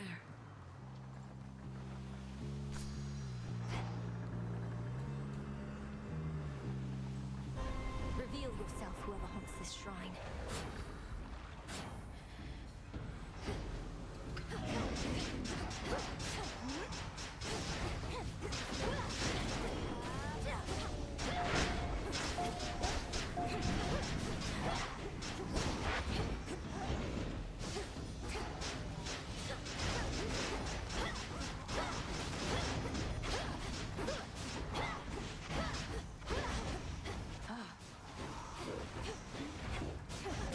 This is our monument.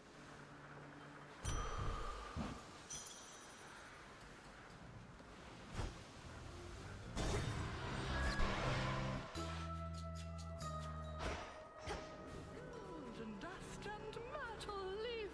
Come, don't be shy. Evening, little pigs.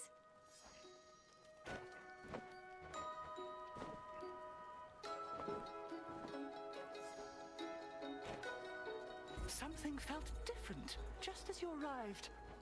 I have been gathering. Some.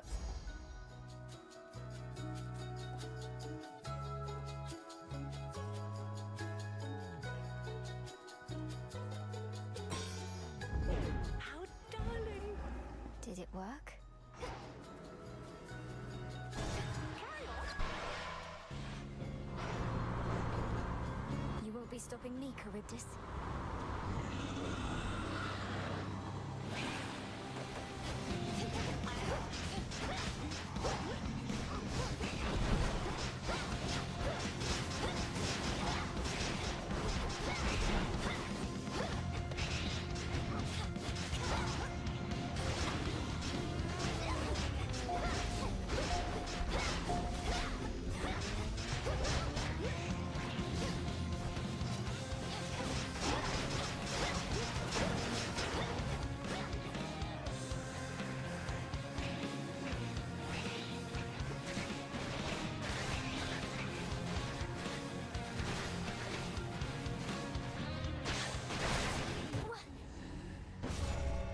Return to Shadow now.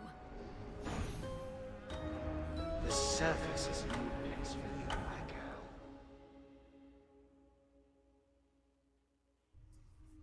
Ugh.